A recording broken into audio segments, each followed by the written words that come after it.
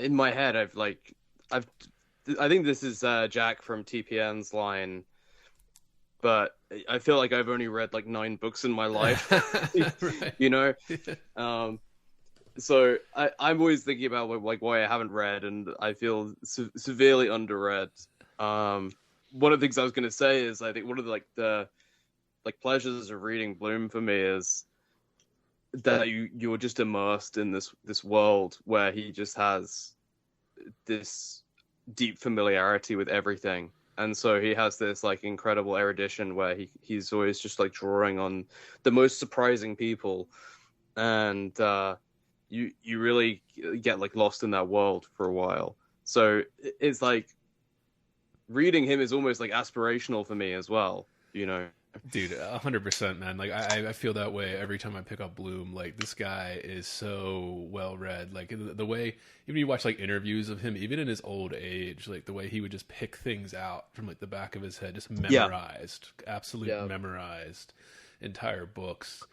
Even reading this, dude, like there are parts like, my background is like, I have my MFA and MA in like literature and writing and stuff, but like, I'm not an academic, I'm a failed academic, but like even reading some of this, like obviously there were parts I was like, I don't know what the fuck he's talking about here. Like I was like, same, yeah, of course, like, yeah, this guy's so fucking smart.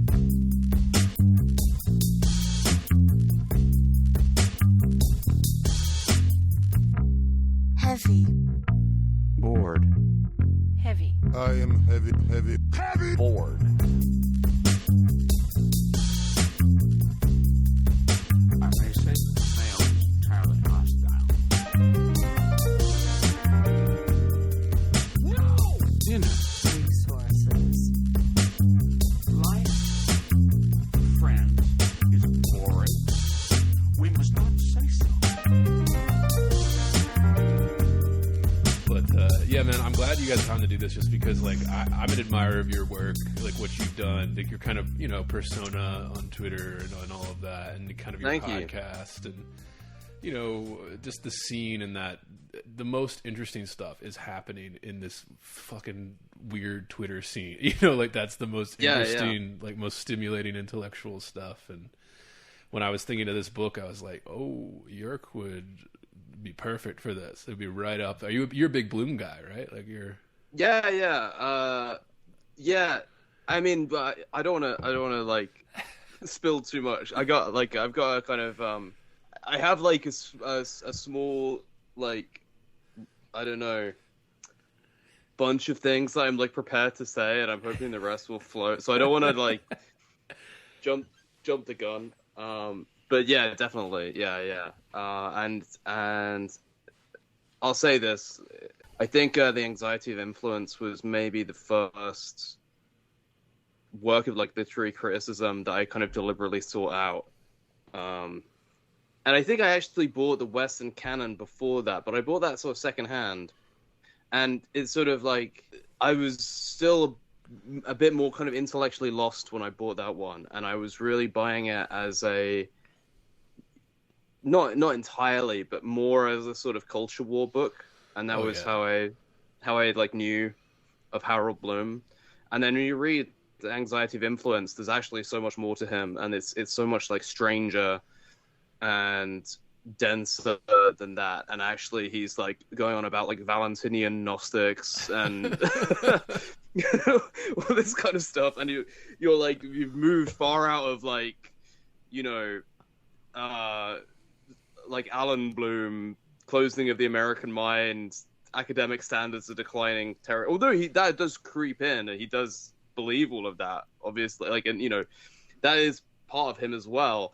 But it sits so oddly with this other side of him, like, because there's this sort of external perception of Bloom that, oh yeah, he was this kind of like defender of like the Western canon and of like traditional Western civilization. There's this kind of like superficial, I think, familiarity that people have with him within like conservative spheres, where he's like our defender of, he's like Jordan Peterson or something, right?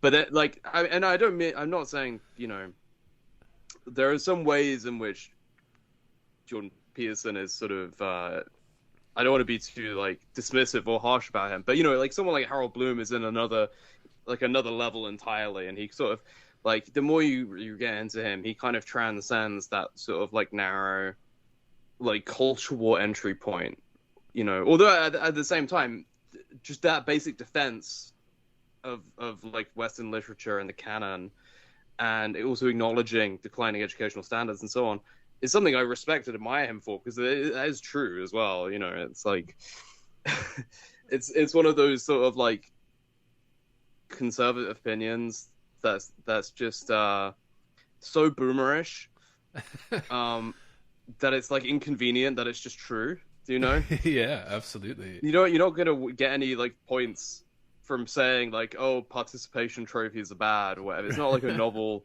thought. It sounds cranky and boomerish, but it's also just true. It's just like, it's sort of unavoidable.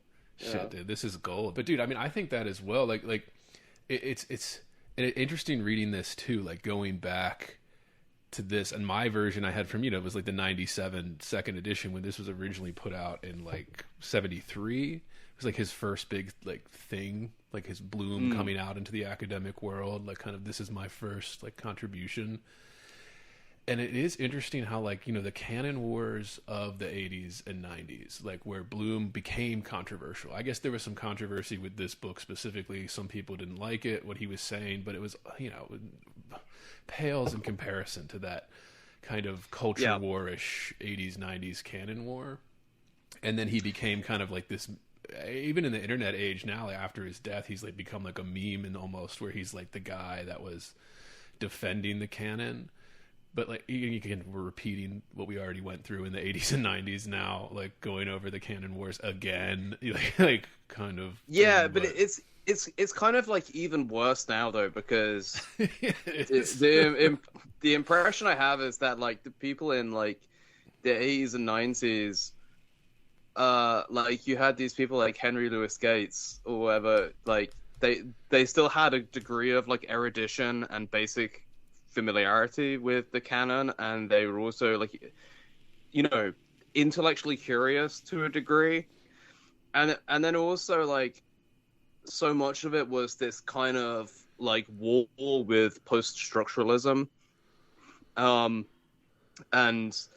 there was this like, people like Camille Paglia were really hostile to like Foucault and Derrida and those kinds of people, and so that's actually a large part of how I came to these people, because I, as a university student, I was like very resentful of the expectation that I have to read Foucault or whatever, and that was a kind of, it's like a prejudice that I honor in spirit, but have since sort of overcome, ironically, through reading people like Bloom, because I think that he equips you with a like means to kind of learn to appreciate writers that you have some kind of issue with. That's a sort of interesting and underrated thing about him. It's like now I can read Foucault, and it's sort of like I get a lot of value out of him. And so like when you go back and you see Camille Paglia attacking Foucault, it seems almost like quaint. Yeah, because it's like I still sympathize with it on some level, but I've kind of like got past it. And now it seems positively like we didn't know how good. I mean, I wasn't alive then, but it's like you didn't know how good things were back then, because at least like somebody like Foucault was like a genuine intellectual who was erudite and sophisticated in a like, who is there now? Like within the field of English literature, or like there's absolutely I mean, especially during not to rehash this all over again, but like all of the sort of value that is there to be gleaned from things like post-structural. I'm just talking on the kind of vulgar level here, of like postmodernist suspicion of grand narratives, all of that kind of stuff. Any dialectical use that might have had, or whatever, was completely like memory hold during COVID, because then it was all about trusting the science, and it was all about like the rise of this kind of expertocracy, which is just institutionally devalues literature and poetry and art and regards all of these kinds of things with suspicion. And now it's like I always say, like, I mean, I'm just speaking from my own UK context, but like I always say that like British middle class liberals, which is really my background, are the most like profoundly anti-intellectual people in the world, and they hate art. And I'm being hyperbolic, and there's a degree of like personal resent, what I'm sure Harold Bloom would call family romance. But like you kind of see this with people like Just Stop Oil, and people attacking paintings and things like this. There is this general like attitude that like you have as a middle class British person, you're supposed to have like a kind of a passing familiarity with these like reference points. So you're supposed to have like heard of existentialism or whatever, but if you actually display an active interest in those things, then that's seen as vaguely frightening, and you're like an oddball. Yeah. And like you're supposed to just watch like Netflix shows about like a Muslim feminist rock band or something. Like, yeah. Well, I think you're right. Like, I think there is this, especially now, there is this, and it comes from this, even if it's subconscious. I mean, we're getting into Bloom, we're going to be getting into all kinds of subconscious motivations, but just kind of that hatred of art kind of goes along with kind of the fact that Bloom was unafraid to dive into this. Like, even in this book, like the thing he gets criticized for, and probably where he's on the shakiest ground, is when he starts going into these other fields of psychology and stuff, and trying to diagnose poets' psychology or something. I think he got beat up for that with something like this. But it's like you were saying with the hard sciences, and then kind of versus the soft sciences, where like we kind of worship the hard sciences now as opposed to the art and literature that we kind of worshipped in the past, or at least held into a high esteem. And the word worship people get all crazy about, but yeah, I think you're right. Like, there is this level of neglecting the kind of more human side of the liberal arts in terms of like, yeah, even in higher ed, and then we talk about society-wide, whatever, but like, yeah, I think you're 100% right about that. There's this kind of, Just Stop Oil is a perfect example. It's a hatred of art. It's this kind of, these write-ups in the New York Times about how this thing isn't adhering to this political thing, which is a completely different thing, over here. And it is kind of a dismissal, or like, oh, that's useless, or oh, that's not as important as these hard sciences over here, in the academy and stuff, as opposed to the language arts and literature and philosophy, and that makes us love something like this.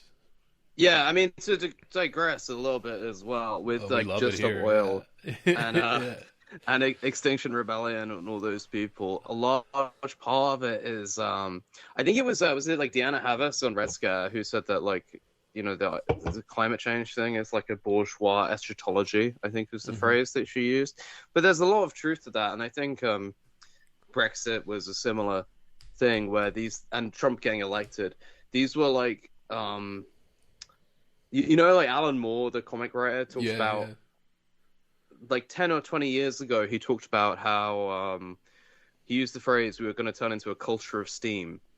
And it was based on his like readings of I think like people like Alvin Toffler, like Future Shock and things like that, which isn't not very credible, but he was we are in a culture of steam, just in terms of how like fast. I think that is a good metaphor. That is what I attribute to people like Trump getting elected or Brexit, all these kind of things. But these things were kind of like an apocalypse for a certain kind of person, and I think that they now are wandering around with this sort of post-apocalyptic mentality, but the world is frustratingly still uh, you know, Yeah, it's perfect. still Yeah. in place, you know, and so they have this sense of like dislocation, and there's a lot of like pent up like woundedness, and you know, and so like I think that the sort of like apocalyptic fantasy of climate change that you get from people like Roger Hallam, who is I think he's like the Extinction Rebellion guy, right? And he wrote this insane piece of writing where he talks about how like, you know, he was envisioning some kind of Mad Max scenario post climate apocalypse, which involves like people coming and, you know, raping your mother and sister on the table and then poking your eyes. It's like insanely graphic, wild shit that this guy wrote. It's like you know, so they go and attack things, right? And then their argument always is, well, do you care more about like Stonehenge or this painting than the total destruction of everything? Right. And but at the same time, they're almost like becoming a personification of this future apocalypse and attacking this thing as if to sort of like ritually enact its destruction. You know, we're like way beyond. So to bring us all the way back to the original point, like the 80s culture wars.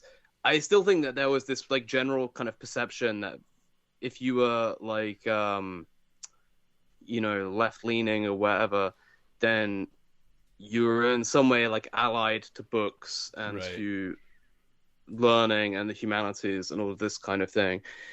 And there are vestigial traces of that, like when people say that like there are no right wing artists or which is obviously just ridiculous.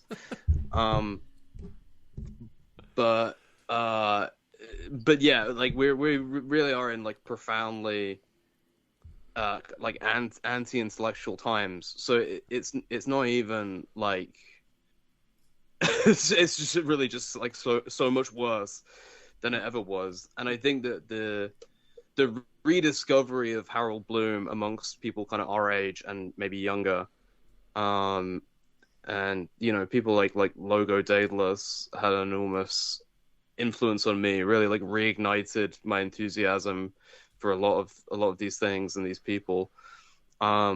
You described it perfectly, where I think you called it kind of an intellectual apocalypse. It's kind of this kind of intellectual apocalypse. Like it's not actually in the real world, you know, especially the last 8-10 years of, yes, we're going to say it, listeners, wokeness, right?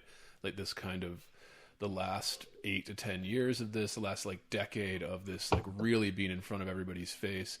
It wasn't an actual apocalypse. It was this kind of imagined intellectual apocalypse where it's like, oh, people are too stupid or not understanding correctly, right?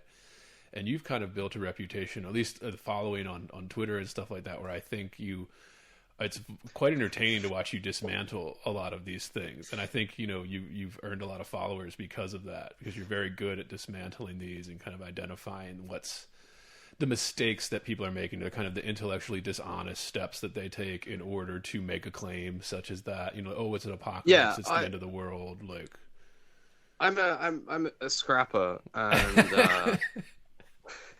and I'm like you know, I think conflict is good. Although I'm not really like that in real life. I'm very personable, and I don't like I don't enjoy upsetting people and making people upset.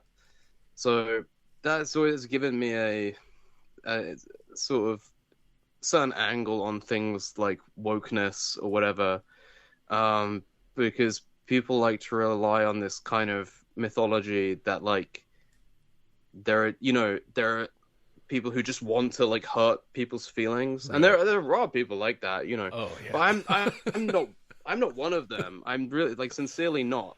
And I'm IRL like neurotically sensitized to other people's comfort. So that's just how I was raised. And if anything, I feel like that has given me an insight into like the limitations of being that like oversensitized to other people's comfort, and I see the sort of like drawbacks of it. So I think that gives me a certain like vantage point to criticize things that, you know, people of that ilk, the sort of like woke ilk, aren't sort of rhetorically prepared for, you know. Absolutely. And I mean, I guess we should, yeah, I mean, we're already talking about it, listeners, but we should introduce our guest today as well. This is another episode of Heavy Board, and you're hearing the words of Yeerk. Hey. And he's come all the way from London, to join us here on Heavy Board Podcast to talk about Harold Bloom's The Anxiety of Influence. And just to give you, we talked a little bit about your Twitter presence and all that. Great Twitter follow out there, listeners. It'll be linked below to go check out his Twitter account. But you also owner and operator of the podcast Bistro California. So before, and we're already getting into Bloom, and we're going to keep going into Bloom, but just before we go too far, give listeners a little bit of what they would get with your podcast. Oh, I'm so bad at doing like a pitch. I always brief description, whatever. Freeze up. I always describe it as like a TPN, like, you know, like this phrase I've tried to coin. It hasn't caught on, but basically, I was very influenced by the Perfume Nationalist, which I'm sure people have heard of, and then I'm So Popular, and there's a whole bunch of them now. There's also like the Third Place, which is video games. They're basically podcasts that are like, I mean, and yours is another example. Discussions of books, films, TV, things like that, right? And it's like there's something about it that's like, obviously the medium of the podcast is a sort of informal one, which is nice, and it affords you a certain amount of flexibility. Like I can say and like. But you know, I think in some way, like talking about like the decline of academia and also of just general cultural appreciation of like art and literature, this is really where it's at.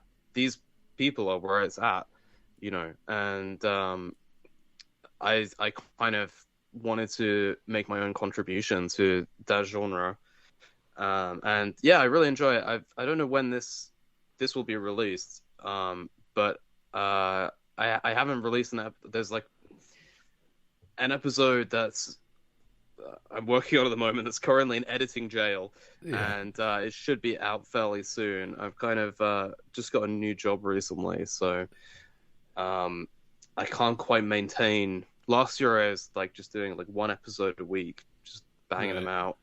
And I have a different guest. We talk about a different book or movie or TV show or album or band. I'm recording one tomorrow about the band Half Japanese.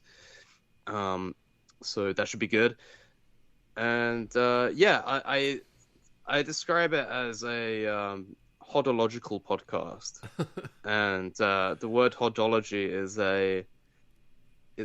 a pseudo academic term that the American folk primitive guitarist John Fahey used in his very, very funny liner notes to his albums, which because he came from this like folklore, like music collecting folklorist background, he would write his like, you know, album booklets. He'd write these like parodies of folkloric essays, you know, and so he would always be using these like terms like hodological. But I actually looked it up, and it means like the study of pathways. And you know, I was always like a fan of Borges and of mazes and things like that, right? And I thought that was really beautiful, and I thought it was like evocative of the kind of winding pathways and digressions of a conversation, especially a recorded conversation. And as listeners can hear, I tend to sort of like ramble on. So it's the medium for I'm it. Sure, yeah. I'm sure like everything I decide when I name things or whatever, it's like incredibly commercially suicidal and counterproductive. But that's kind of the pitch. Absolutely. And it's great, listeners. Go check it out. It's linked in the description below. And we're recording this on June 22nd. We're usually delayed like about a month or so, give or take. So whatever the episode that you were plugging will be out, and you go check it out, listeners. Hopefully it'll be out. Right, yeah. It'll be linked below there. Go check out. It's on Patreon, right? You got Patreon, and then free and I'll paid get episodes. back onto fucking iTunes eventually, man. It's just Did you get kicked off of iTunes or? No, it was it's very boring, but it was just to do with like the host that I was using. Kind of sort of messed me around a little bit, so I quit with them and I've got a different one. Right. So I'm just in this slow process of re-uploading everything, and then once everything's back up to where I am now, right. I'll publish it. Publish it back out there. Yeah, although Google Podcasts is ending imminently, so I hear, but. Yeah, and YouTube Music is not the same, but I was a Google Podcast user. That was like my main podcast platform, and then it went away. It's ruined me. I've been using Spotify now, but it's not as good as Google Podcasts was. Yeah. But yeah, man, I've had the same. So, like, Jack and TPN, Red Scare, there were huge influences on my podcast, and like you said, yours, and these kind of. It's and as you said, like the kind of academic realm where you used to be able to talk about this stuff, like the way Bloom does in this book, even but you just can't anymore in a lot of these academic spaces. Like they just what I love about these people like Jack or whoever or Logo, it's just that they're serious. They're really serious and unapologetic and passionate, and like. To the point where these things are more important to them as well than any like Twitter politicking or whatever, and that is genuinely inspiring to me and continues to inspire me, because it's so I'm so used to, I love talking about like literature and poetry and art seriously. And I'm so used to couching that in this kind of like apologetic or self-deprecating way, Absolutely. And their like confidence is like inspiring to me, like, and it gives me like confidence to talk about things. And actually, like, it's I hope that like earlier I described myself as a sort of like enthusiastic amateur, and I think part of how the general like anti-intellectualism of the culture manifests itself is there's this like idea that if you like talk seriously about anything intellectual like this stuff, you're inherently like promoting your superiority, right? Yeah, over other people, because like you're into this highfalutin stuff, and it's always just like it's always like a projection, right? Because they can't imagine talking about that stuff for any other reason than to like lord it over somebody. But I'm not an expert. I just make observations about things. And like you said, you're serious. It's just a serious. Yeah. Like that's what I always say with this is like my podcast. Like I started it because I was just like there were no other podcasts that were doing poetry and all of that and stuff that like seriously. It was always kind of way too involved in the politicking. It was way too involved in the kind of, like you said, showing, and even the politicking, I think is what you're saying is showing this kind of superiority by going into the politicking, left or right, like kind of thing.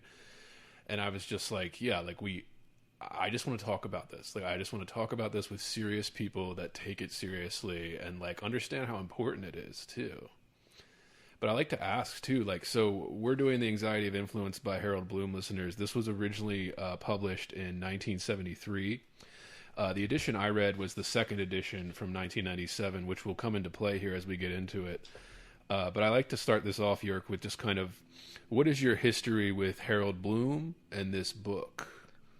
The first Harold Bloom book I ever got was the Western Canon, which is the more sort of like culture war-y kind of Harold Bloom book, where it's like the kind of, you know, his like defense of Western civilization book, right? And I imagine that you'd find it on a shelf next to like Robert Conquest and Alan Bloom, Alan Bloom's The Closing of the American Mind.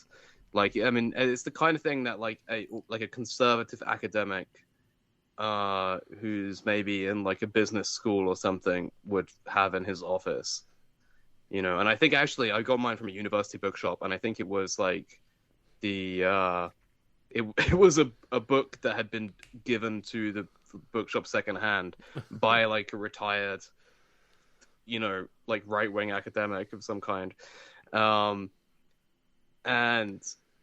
I was at university, and I was really suspicious of critical theory and all of that kind of stuff, and you know, just to speak vulgarly, like of postmodernism, quote unquote.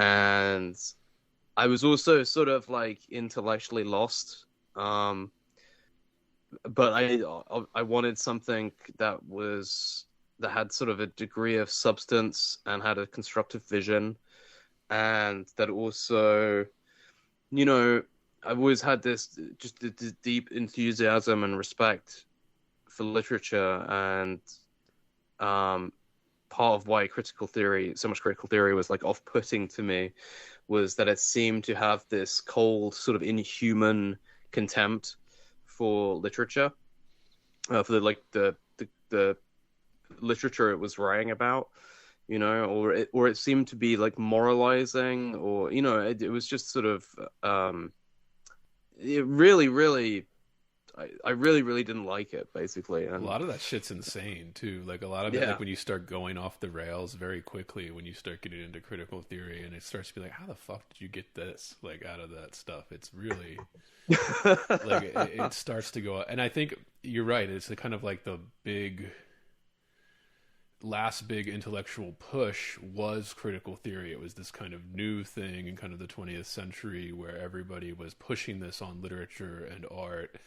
And maybe it was fun at first, but it very quickly went into this kind of realm of yeah, like you said, it's almost boring. Like it doesn't quite stimulate me. It kind of frustrates you more than it stimulates you intellectually. And well, it's funny because you can actually see how, like, as I was saying earlier, that in the 80s, the sort of post-structuralists and people like that, they actually had a degree of like intellectual erudition and curiosity, and so, and you know, it's debatable the extent to which they were all like charlatans. I think it sort of like varies from individual to individual. Some of them were more kind of bullshit than like bullshitters than others as a kind of attitude, but like you can almost see like this is a very like Bloomian irony that the anxiety of influence is full of things like this, where it's like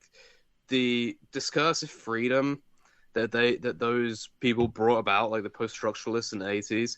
You can actually see, even though you can see that as like maybe the last phase of like a certain intellectual and creative energy in academia, you can see how the opening out of everything that they engendered just led to this huge dissipation of energy and this kind of intellectual degeneration across a couple of decades, that has like this completely eroded all intellectual standards now, to the point where there's not even a sort of like institutional memory that like speaks to the like material context of someone like Harold Bloom anymore. Do you know what I mean? Yeah. Like, it's just like he seems like a person from a different world now.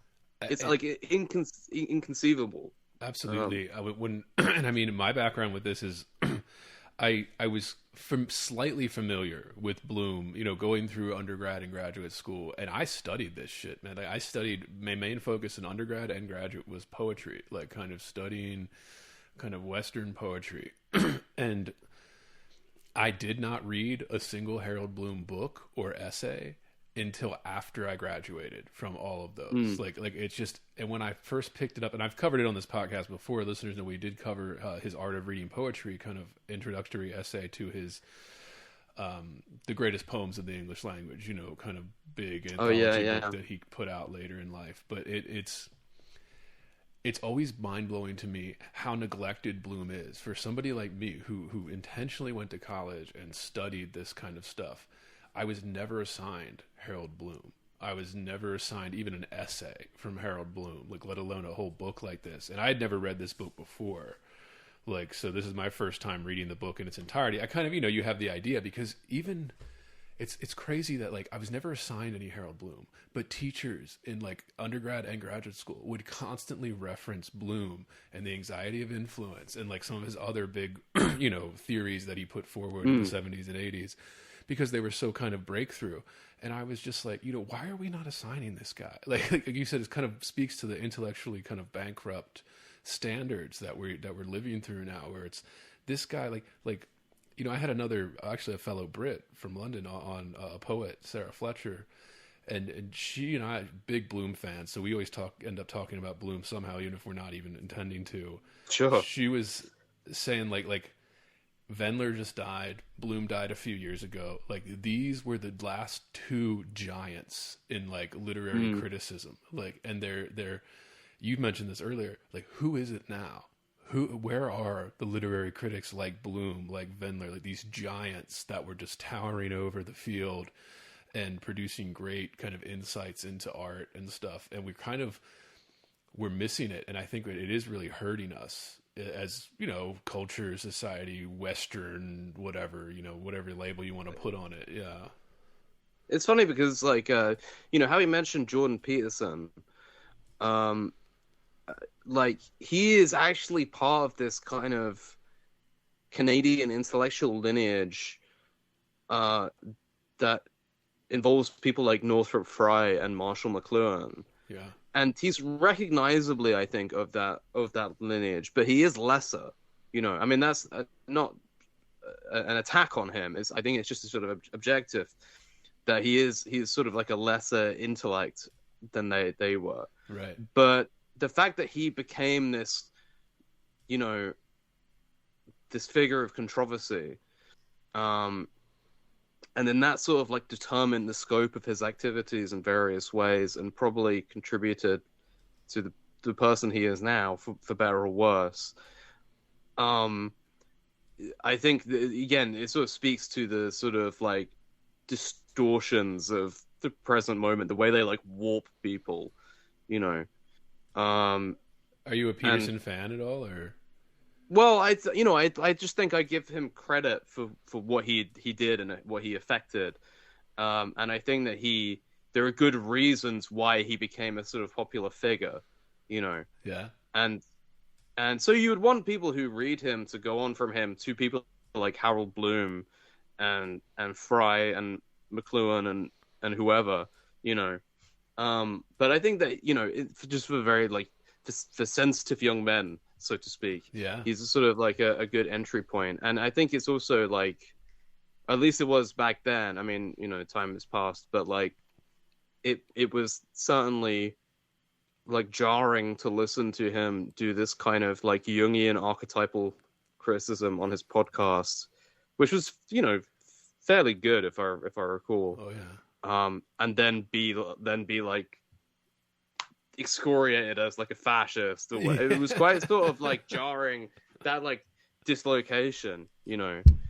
Especially because when I was a teenager, if people were into Jungian stuff, that meant that they were kind of cool and in a sort of like hippie-ish way. Like people like Julian Cope or Alan Moore, my teenage heroes, or Grant Morrison or whatever, would be bringing up Jung, and it was like a cool countercultural thing.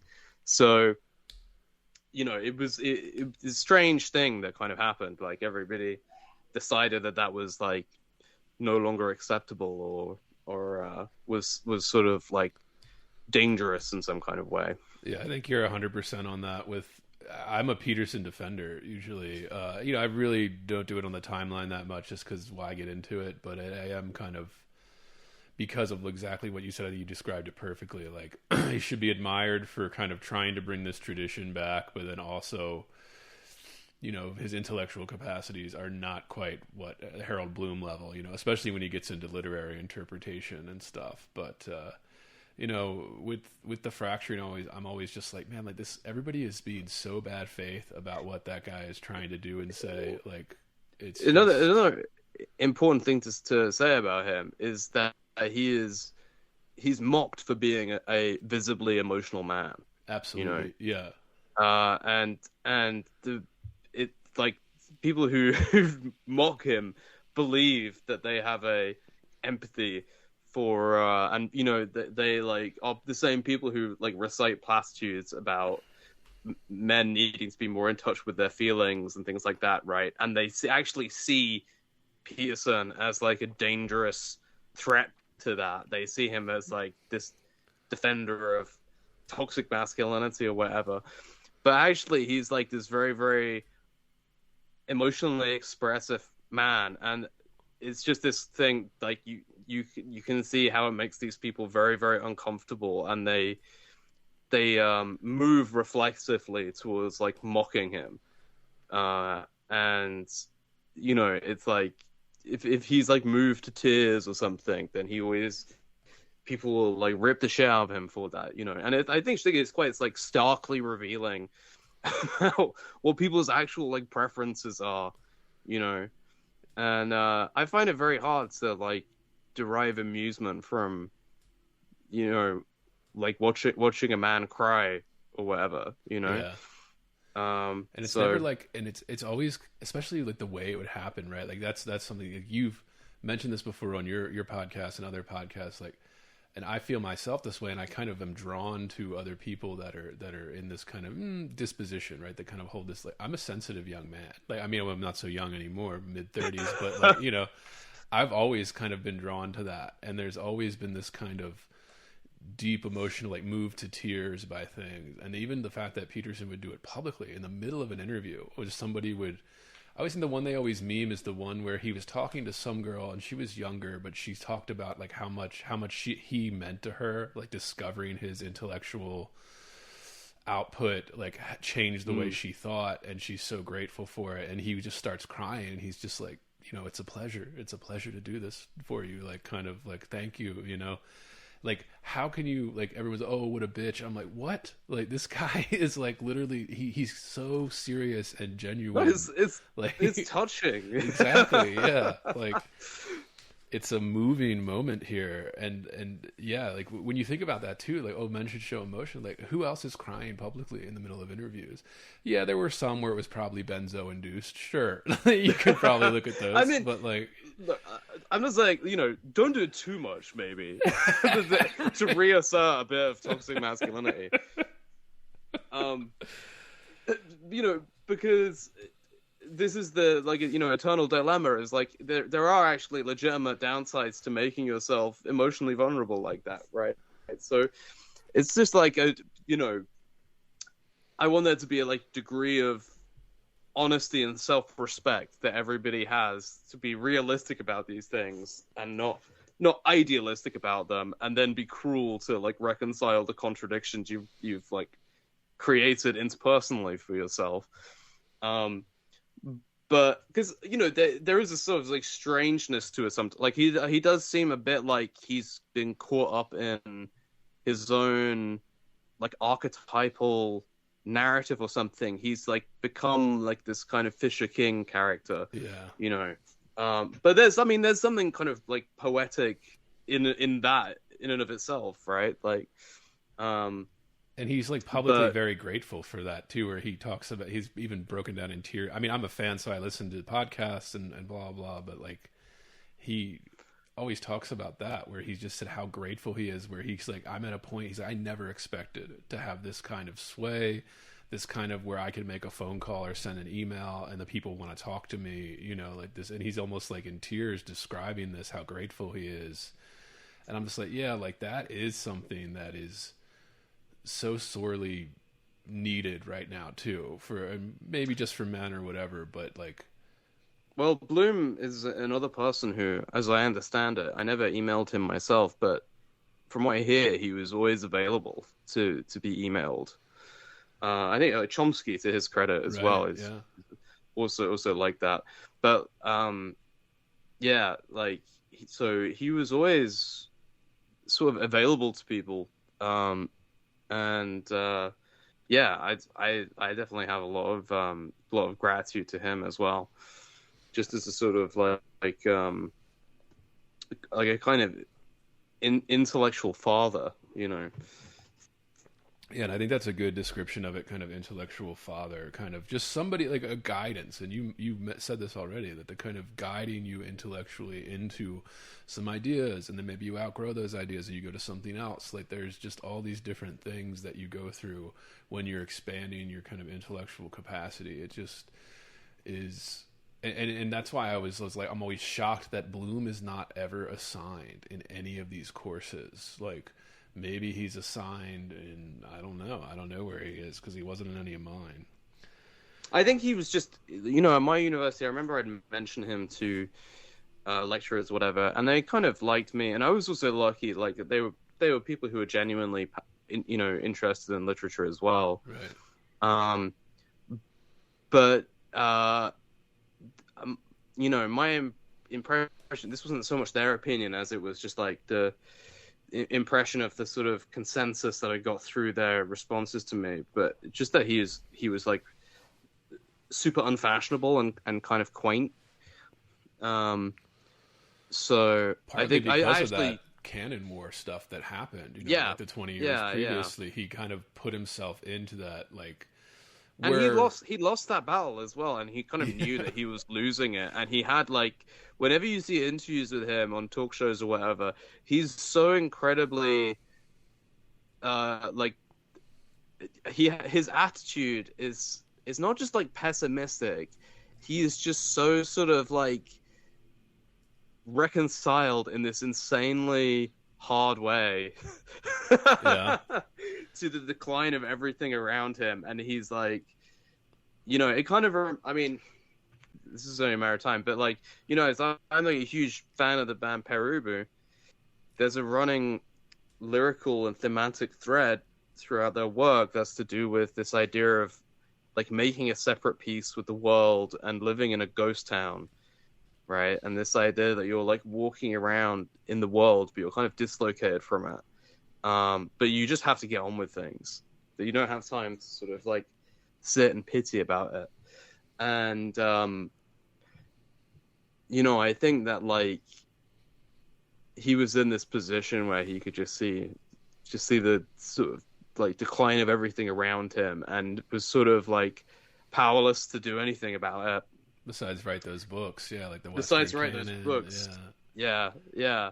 And so those books have this curious kind of like last outposts vibe to them sometimes, you know, where you, and actually I think part of the sort of thrill of reading him is you feel like you're a part of a kind of an elect through picking up one of his books and engaging with it, because you feel like you're becoming like a preserver of the spark in some way, you know, and that there is some kind of pact being made between you and him to preserve things through your appreciation of them. So I think if anything, that's a way in which his like kind of the context for reading him now actually adds a certain kind of like Tales of a Dying Earth frisson to his work. You know, Absolutely, yeah. That's I think that's something I enjoy about them. Yeah, and that's going to come up for listeners because, again, in this with like the preface that he wrote for this second edition, he wrote basically in the heart of that first canon war, where he was defending the Western canon against people that wanted to destroy it. And again, he was kind of resigned towards the end of that he lost that war and the canon has been destroyed and all of that. But it is, I mean, because he talks about influence in this book, but like he talks about it kind of in a specific way too. But I did want to touch like the very first page of the preface where he mentions, you know, he's referencing all these philosophers, he's referencing all these things where he says, Heidegger, whom I cheerfully abhor. I love that line, yeah. Nevertheless, sets me an example when he says that it is necessary to think one thought and one thought only, and to think it through to the end. There is no end to influence. And I was just thinking your thoughts on that, because that's kind of very early on, kind of framing this entire book here. There is no end to influence. Yeah, that line leaps out at me as well, and especially about, the Heidegger whom I cheerfully abhor is such a wonderful example of his kind of style. And I also have a tremendous appreciation for Bloom just as a stylist. Absolutely. And there's this wonderful kind of flexibility towards him that I think is actually, is related strongly to his sort of like theoretical ideas. He's very charming when you're reading him. Like his style. He's very charming. Yeah. He's very funny. But he also has this way of finding a place for everything, whilst also honoring his own feelings about things, And he likes to be very, very, very exceedingly precise. And so for me, he provides like a template for how to find a way into things, that even extends beyond literature into things like music. Oh yeah. Because what he's doing, that Heidegger, whom I cheerfully abhor, he does this thing where he will kind of he'll delineate his particular relationship to a particular figure, where he might dislike all kinds of things about them, but he wants to maintain them in a certain polarity with himself or with other writers. And really what his whole project is ultimately is building this gigantic kind of web of polarities between different writers, all of them in relation to him as well. And this is also his kind of fruit picking approach to things too, where it's somebody like Heidegger, who he cheerfully abhors, but he is borrowing this particular tidbit, this one observational insight. And so much of the anxiety of influence as a text is a kind of it's made up of these little quotations and observations from people that he's weaving together into something. And it's so sort of it's the opposite of a dry, systematic. He had this kind of not rivalry, but this certain relationship with Northrop Frye, who he criticizes a few times in this book. And Frye is this incredibly elegant, systematizing mind, and he's also a pleasure to read. He's incredibly charming and good company, and writes with this beautiful clarity. And he's not a totalitarian systematizer. It's a very loving kind of systematization of things. But Bloom is different. Bloom is much more sort of kind of discursive and not improvisatory, but he's just always being carried along on the flow of his thoughts. And then his erudition is he's annotating his own thinking as he goes with these quotations from different people. And sometimes they're really surprising as well. People like Nietzsche show up over and over again. Oh yeah. Or Freud. But sometimes it'll be somebody like Gregory Bateson will come in, from cybernetics, and he'll be quoting from the pragmatics of human communication. And he has this way of quoting where it's it's not only there's a certain way in which people use quotations. The typical way is when they're invoking an authority into the text, but he doesn't do that. What he does, he actually, we'll talk about, I'm sure, his revisionary ratios. Yeah. But he kind of exercises them in the way that he uses quotation, where he will these things get drawn into this central vortex of his interest and influence anxiety. And so it's like they kind of it's sort of like he becomes their author through his appropriation of them, through his kind of weaving of them into this text, you know. And he uses them much more as like an example than it's, like you said, not so much authoritative as like, oh, this is the authority, this is the thing I'm quoting for authority. Especially when we get into literature, it's like, okay, well, it's not like you're quoting some study or something, you know, you're quoting philosophers or something, and it kind of just seamlessly weaves in with well, this is how he put it, and this is a good way to think about it, and then kind of extrapolates from there. Like, he doesn't make any distinctions as well between philosophers, poets, novelists, psychologists, sociologists. If somebody has an insight, then by that insight, they've sort of proven themselves some place within this huge canonical memory palace that he has access to.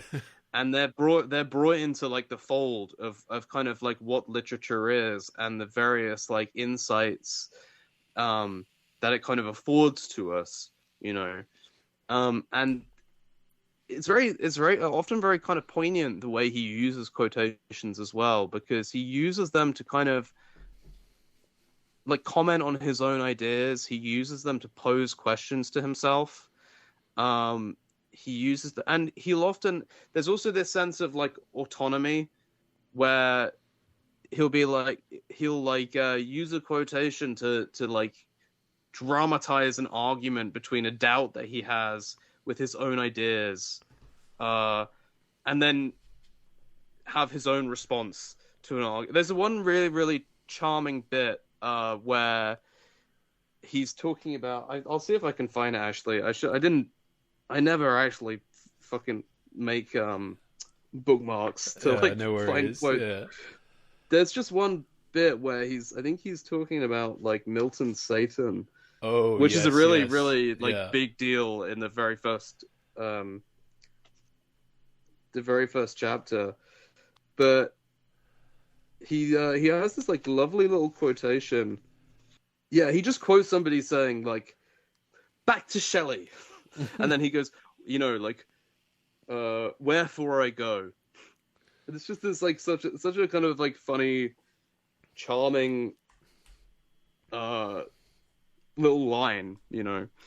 When he talks about influence, he's like saying, yeah, it never ends. So kind of think of it as almost like a circle, I guess, with like a never ending kind of stream of going back into history, and kind of, so he means it in terms of like the most like kind of basic literal sense, right? Like the kind of anxiety, like the literal influence somebody might have, but he also means it like deeper than that too, which we're going to get into, I think, in this discussion as well. For example, like when he's still. No, sorry, go on. Sorry, you go ahead. Oh, no. Well, like this example that he does in this, when he mentions Shakespeare, because in the preface to this second edition, he's kind of, I don't want to say it's defensive, but he is kind of at that point in his career where he was getting very beat up for defending the Western canon and things like that. You know, the stuff that's so common now, it wasn't as common then, but he was being called a racist for doing that and all of that. And he just Which is really slanderous, by the way. Just to make a note there, because he is seen as the defender of dead white males, right? But if you actually look at his like canon, as you know, his list of the people that he thought should be in the canon, which admittedly he just fucking threw together in one afternoon or whatever, you know, and is obviously reflective of his own tastes to a certain extent. But he was actually a very deeply eclectic reader, right? And the canon as he delineates it is fairly like racially and sexually diverse, you know, and it includes like Toni Morrison, it includes I believe it includes Amos Tuotola, who wrote like The Palm Wine Drinker, right, and My Life in the Bush of Ghosts. It includes like science fiction and fantasy writers like Ursula Le Guin. It includes oddities like David R. Lindsay's A Voyage to Arcturus, which he wrote a sequel to, called The Flight to Lucifer, that he later disowned. And it includes the wonderful American fantasy writer John Crowley. So he was a very like eclectic, Right. open-minded reader who, took literature seriously. He was also very positive about the novel Invisible Man by Ralph Ellison. Right. So he was a champion of, of like black literature by certain writers. Absolutely. He had and like, that's what you talk about with intellectual standards, where he was using intellectual standards to determine who he thought would be in the canon, and that transcended all the other categories. And now the standards have been lowered so much that we're only using these kind of politicking standards and stuff, and it's kind of like Bloom was very against that. But he talks about influence in this kind of like the Shakespeare stuff. He's one cannot think through the question of influence without considering the most influential of all authors during the last 4 centuries. And he's referring to kind of Shakespeare in that sense. And that sense that like Shakespeare, of course, is like the king of the Western civilization canon, right? Like we're constantly quoting him, not so much anymore, but like we were for hundreds of years. And then kind of just the towering figures that not just influence all the little guy or the little players or stuff, but push it forward and kind of recreate the standards almost of poetics or playwriting, novel writing. Yeah. If I recall, he like in the preface, he kind of says, "I'm leaving out Shakespeare because he's too huge, and he's from before the like apocalyptic flood of influence and all this kind of stuff." And then he writes this longer preface to the second edition, which is the one I have as well, Yeah, same, yeah. where he's like, "Actually, Shakespeare, no, he's involved in this thing as well,"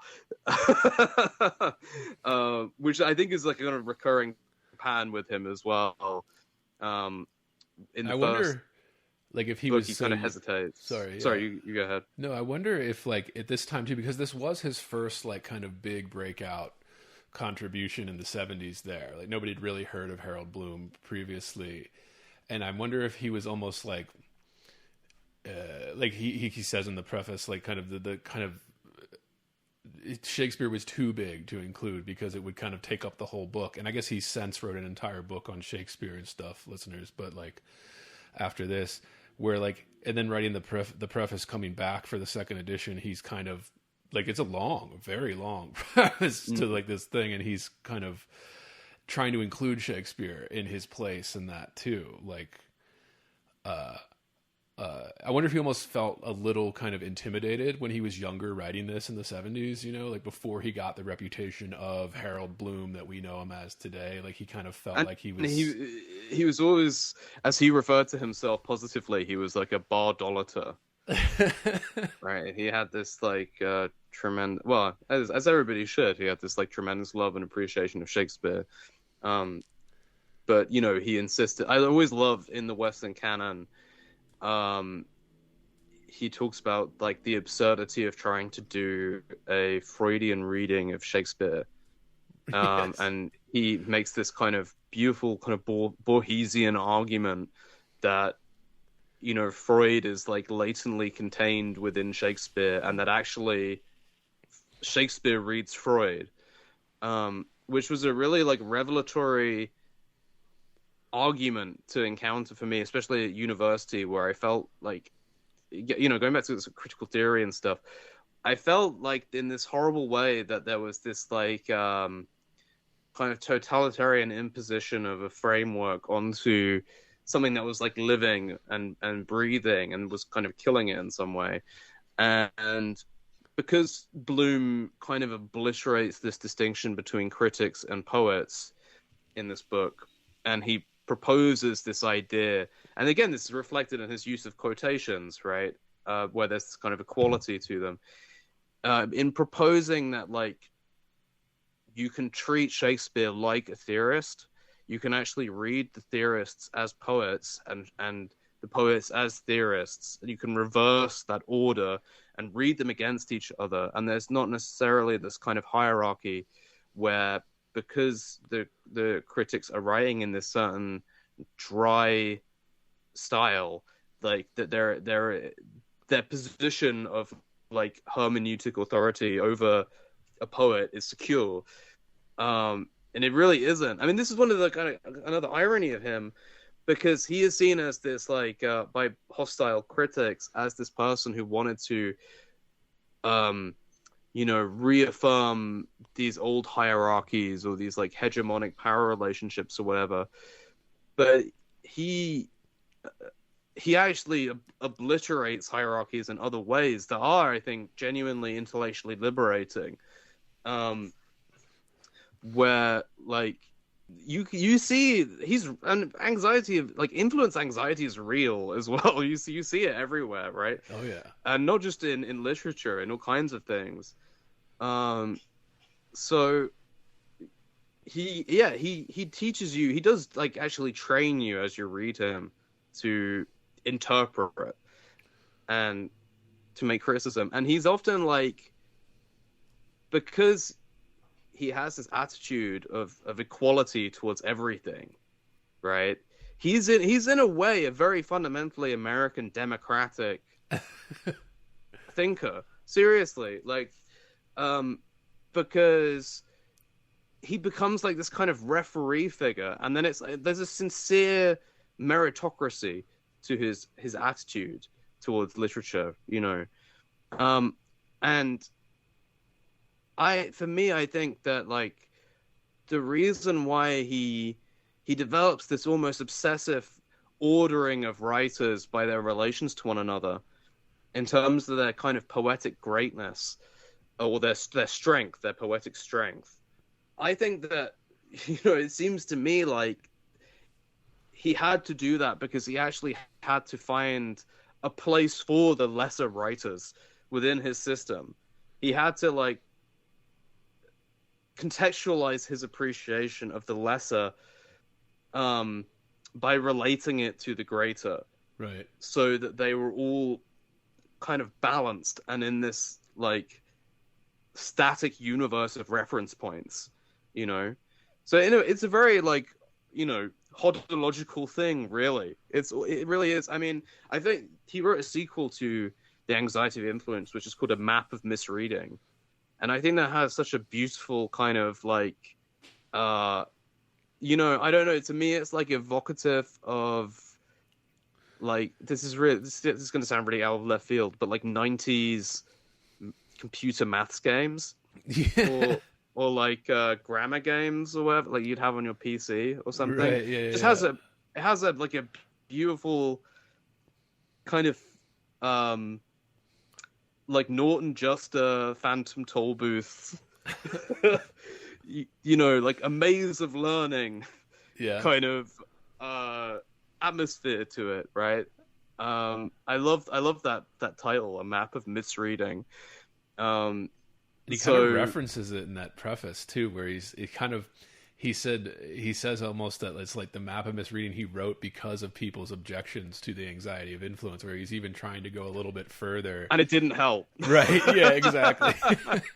But you said it best, right, where he said, Freud and Shakespeare, these kind of things where it's kind of the never-ending influence, that big, constantly circling thing where Shakespeare reads Freud, Freud doesn't read Shakespeare, right? Like this kind of like the becoming the next, like... And he makes this argument as well. He basically, the sort of crux of his theory is that what the question of what are poems about. Well, there are two normal answers to this. There's the idea that poems are about themselves, which is kind of tautological, and then there's the idea that poems are about something else, and Northrop Frye's solution to this was to come up with this idea of that there are these, was it two, like there's like the centrifugal and the centripetal, right? So like any given literary text points inwards to an order of words, and then also points outwards to an external world of reference points that we recognize and can recognize within the text. But Bloom kind of goes another route and says that the meaning of any given poem is another poem. So he creates this kind of like locked universe of poetry, which might be a sort of reflection of his own voracious reading habits. But then one of the implications of that, which I find endlessly kind of fascinating and amusing, is the idea that like a poem can be influenced by another poem, even if like through beyond the boundaries of space and time. Yeah, like osmosis. So much, yeah, like it just kind of. Yeah, like so, like there's this kind of elevated higher plane where he always seems to reside, and where he's always writing from, where all of these people are in this kind of democratic council around him, and he's like hearing from all of them and stuff, and it's like, oh yeah, like Shakespeare is criticizing Freud, Right. and it's like he's like perceiving these things because he was so erudite, I think, and so well read. He was actually kind of this. I mean, I'm kind of bringing it up as if it's like a funny thing, but like I think this was just the way he was simultaneously apprehending all of this literature together, and he was so alive to what it actually had to say to everything, and what all these poets have to say to each other. Yeah. Within this like imaginative space that actually kind of transcends history in some way. And like he says, yeah, like he almost makes it like human, where that one quote, Shakespeare, as I have argued at length elsewhere, quite simply not only is the Western canon, he is also the world canon. Like this kind of broadening that humanity out. Like everyone's like, oh, he's just defending these dead white men. No, he's defending humanity. Like that's like what he's defending in a lot of these things. Like where he's like, these are almost bigger than humanity itself, or they become a part of it in some way that's inseparable from this kind of world canon. This kind of, like he said, influencing you without even having read any of the works. Yeah, he says that Shakespeare created the human being as we know it. What do you think about Which that? is Yeah. Well, it's not. I don't think it's as outlandish a proposition as it might initially seem. Right. Because if you accept, I mean, like when you say like Shakespeare can be read as a theorist, there is a particular like historical context that like critical theory grows out of, even just stylistically, and Shakespeare doesn't occupy that same context. But this is the significance of like misreading to Bloom's system, where he's kind of like the ability to read poet against poet or writer against writer is like infinitely combinatorial. And also he distinguishes between like the poet in every reader and the critic in every reader, the poet in every critic, the critic in every poet. So they're like, he's kind of influenced by Blake in that regard, I think, right? Where Blake had these different emanations, which reflect different sort of like archetypal qualities of human experience. And so he's also drawing on like the tradition of literary criticism as an art in its own right. He talks about people like Matthew Arnold and Ruskin, and further back than that, Johnston, and he's also talking about like the poet in these people, and he's talking about their own sort of like critical and poetic dilemmas. So sorry, to get back to did Shakespeare invent the human? What he talks about with Shakespeare is the invention of like characters self-overhearing, which is this beautiful phrase that I think about all the time, this idea of like self-overhearing. And he's describing a very true thing that happens, where and he's referring to like the Shakespearean soliloquy, where Shakespeare needed to dramatize a psychological change in a character, almost like pragmatically to like alter the course of a plot. But then just even though it has this pragmatic function on a layer of the sort of techniques of writing a play, in Shakespeare it kind of like, just because he was such a brilliant, he was a genius, something sort of develops out of that, and you have these like incredibly profound self-reflections by characters that didn't really. I mean, I'm generalizing, and I'm not as well read as Bloom, so I'm on shakier ground saying this. But we all are, yeah. They do. When you read Shakespeare seriously, it is strikingly, oddly modern, and once you sort of get past the sort of, when you read him at school and the language seems really foreign and strange, the more you read him, the less foreign and strange the language seems, and it seems like disarmingly prescient,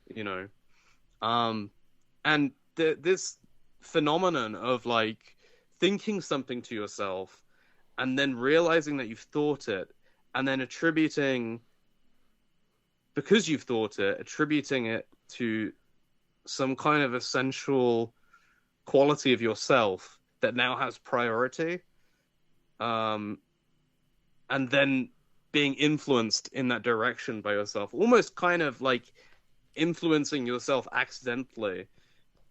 That is a real thing that happens all the time, and is actually part of like the, I don't know how to describe it. It's like the everyday psychic chatter of the average person, just doing this all the time, self-overhearing and and then mistaking that for your actual personality or self in some way, but ironically building the self out of those moments of kind of misapprehension or self-misapprehension. Absolutely. He goes on to say like who invented the human as we know it? Shakespeare or the court and its ministers?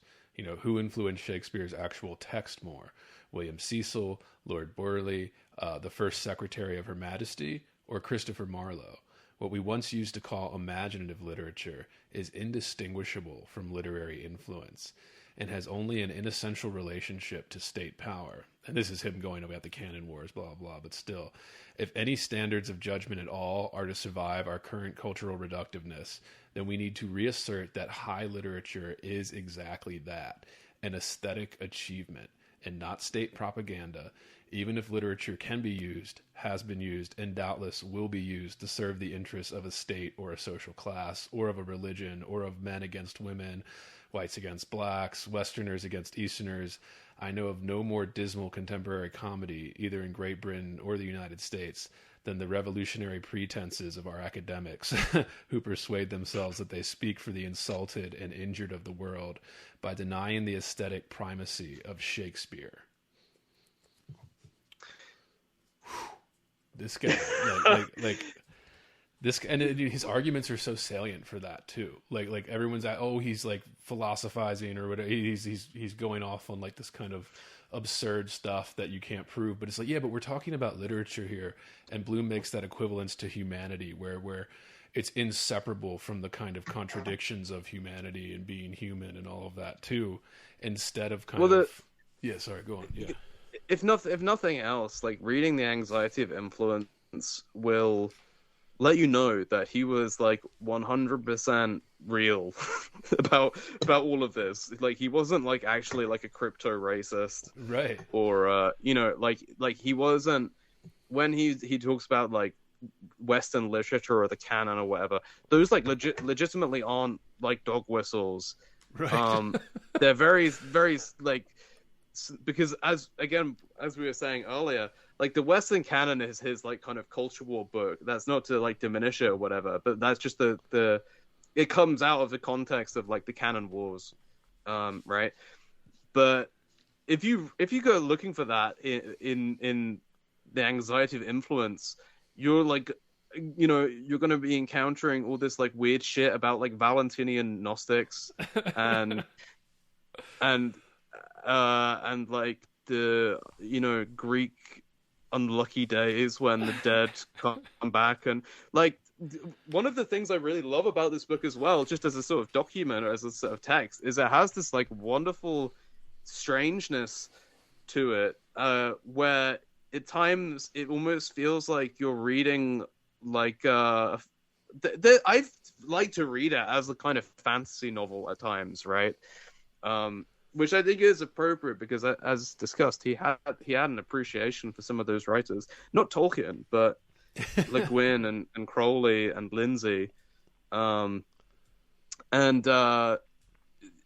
it's like you open it onto a random page, and he has this like authorial voice that sounds so much like somebody.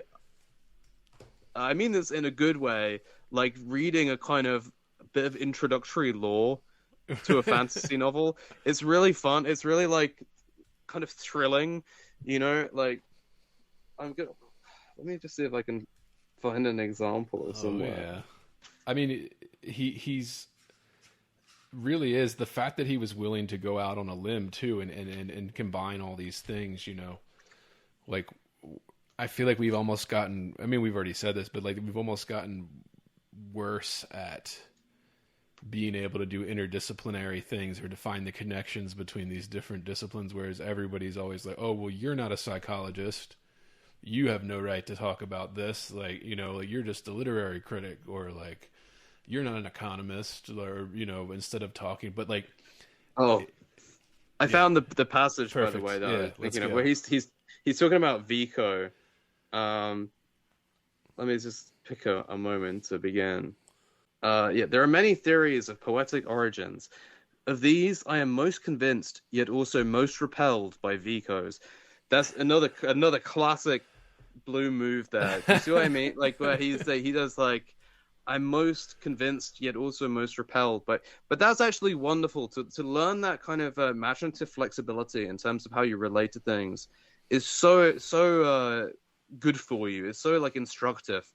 The template he sets out for doing this, because I think we're often compelled by things that we also have a sort of distaste for, or things there are things that like compel us through our dislike of them. Right. And he actually demonstrates how to honor both of these conflicting sides of something, Whereas I think that we feel this tension to choose one over the other. Right. And he just finds a way. He's like able to just sort of kind of honor his reactions to things honestly and say like, this quality appeals to me, but and he doesn't try and resolve it either. Right. He doesn't try and justify his dislikes or his discomforts with things, but he does note them, which is a really good intellectual practice to get into. Sorry, just to interrupt myself. It says, of these I'm most convinced, yet also most repelled by Vico's. But the repulsion is due to my own addiction to a romantic and prophetic humanism, and so I must set it aside. Yet Emerson, the great American fountainhead of a romantic prophetic humanism, is curiously Viconian also in his theorizings on poetic origins, which I accept as an encouragement. For Vico, as Auerbach observed, there is no knowledge without creation. Vico's primitive men are beautifully described by Auerbach as originally solitary nomads living in orderless promiscuity within the chaos of a mysterious and for this very reason horrible nature. They had no faculties of reasoning, they only had very strong sensations and a strength of imagination such as civilized men can hardly understand. And then he goes on, to govern their life, Vico's primitive... This is the bit that sounds like a fucking fantasy novel. Yeah. To govern their lives, Vico's primitives created a system of ceremonial magic that was what Vico himself called a severe poem. These primitives, giants of the imagination, were poets, and their ceremonial wisdom was what we still seek as poetic wisdom. Yet, though this did not bother Vico, this wisdom, this magic formalism, was cruel and selfish necessarily. The giant forms who invented poetry are the anthropological equivalents of wizards, medicine men, shamans, whose vocation is survival and teaching others to survive. Poetic wisdom, to Vico, is founded upon divination, and to sing is simply and even etymologically to foretell. Absolutely. It's just like yeah. it's just so great. I mean, like, what I'm not making any judgments about the sort of correctness of anything he's saying there, but just as a style, it's just so sort of like thrilling. Yeah. and And interesting, fun like to read and interesting. Yeah. Like it combines, like you said, even these kind of the wizards, these kind of fantasy figures. It kind of is like, well, the real wizards are the poets, the writers, like these people that inform humanity too. And these kind of, I mean, there's so many great. I mean, like I said, we were chatting about this. I was like, about halfway through, I was like, I gotta stop pulling out quotes as much as I am, because like we're never gonna get through all of this. Like, yeah. But well, it begins with this like weird prologue as well, right? Yeah. Always like really, really puzzled over, and it's called "It was a great marvel that they were in the Father without knowing Him," and it's just this like incredibly oblique like fragment of like Gnostic poetry. You know, after he knew that he had fallen outwards and downwards away from the fullness, he tried to remember what the fullness had been. It's just like, as like an introduction to a book of literary criticism, it's so surprising and mysterious. And the other thing about the way he uses quotations, like that quotation of Orbach there, that I just quoted, is like, they seem like mysterious sayings rescued from some like dusty tower somewhere in some ancient land. You know, like there's this quality of like they've been discovered on some kind of like rolled up bit of parchment. You know. Yeah. It's like it's just, there is this sort of sense of magic and wizardry to Harold Bloom that I find really appealing, just on a sort of atmospheric level. And the way we treat creativity, like when somebody creates a work of art, we do treat it as this kind of like magic making, at least culturally, you know, like, and Bloom, I think he's kind of embracing that while also trying to go against it a little bit. And like, it's deeper than that, but he talks about wanting to de-idealize poetic creation, right? Which I think, you know, is sort of up for debate. How much of what he's doing is a sort of de-idealization. I mean, it's certainly not all sweetness and light, because there's a great sort of tragic sensibility to the anxiety of influence as well, and a sort of deep pessimism about it, because he is charting the diminishing of poetic strength, as he calls it, across these generations of writers. And he doesn't have a solution to that at all, really. But because he's also within this kind of closed universe of poetry, there's a few odd scraps that I've seen around, not in this book, where he's like addressing American popular music, you know, right.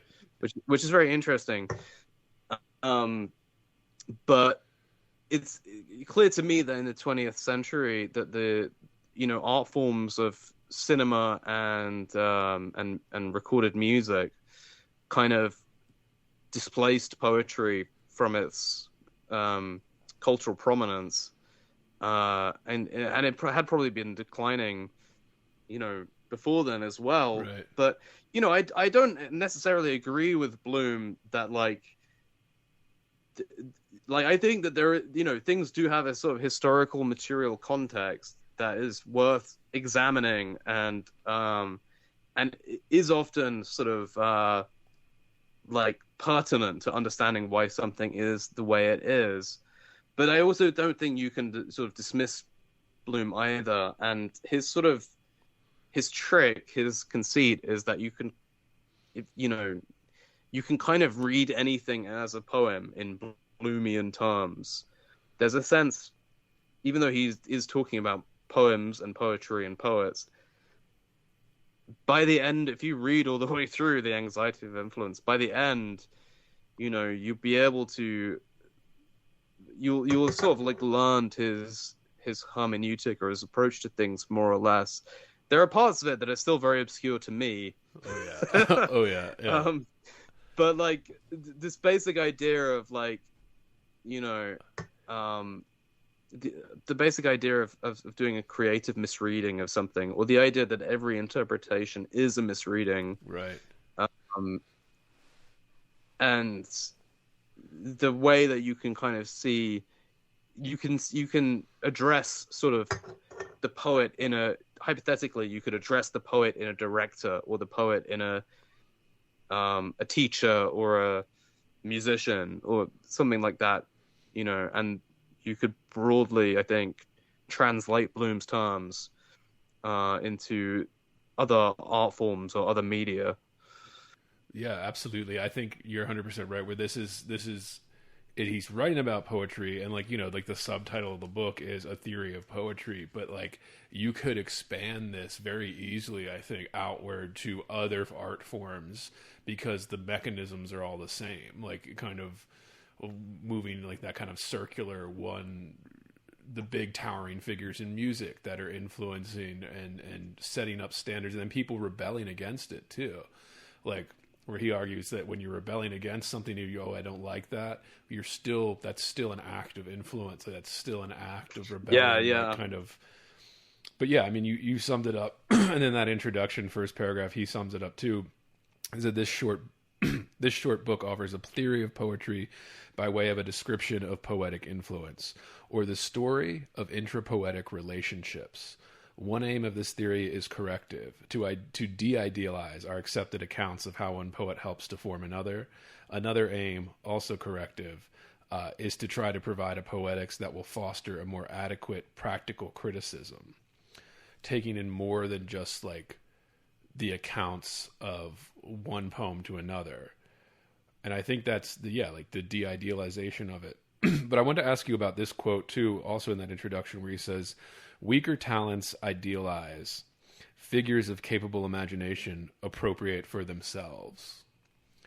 What do you think of that? I'm gonna go and get a beer and no worries. I'm gonna ponder on the way over to my fridge and yeah, back. no worries. Yeah. So I'll be back in a second. Yeah, for sure. So what was the quote again? It was about weaker weaker talents. Idealize, figures of capable imagination appropriate for themselves.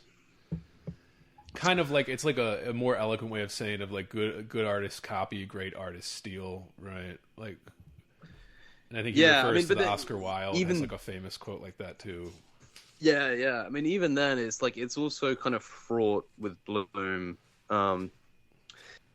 because again, one of the sort of basic tenets of his theory is, I mean, another thing that I think is just true, it's like a true observation that he makes that is really fundamental to his theory of poetics, is this idea of like that when you are really deeply moved by a piece of art or by a poet, I mean, in this example would be poetry,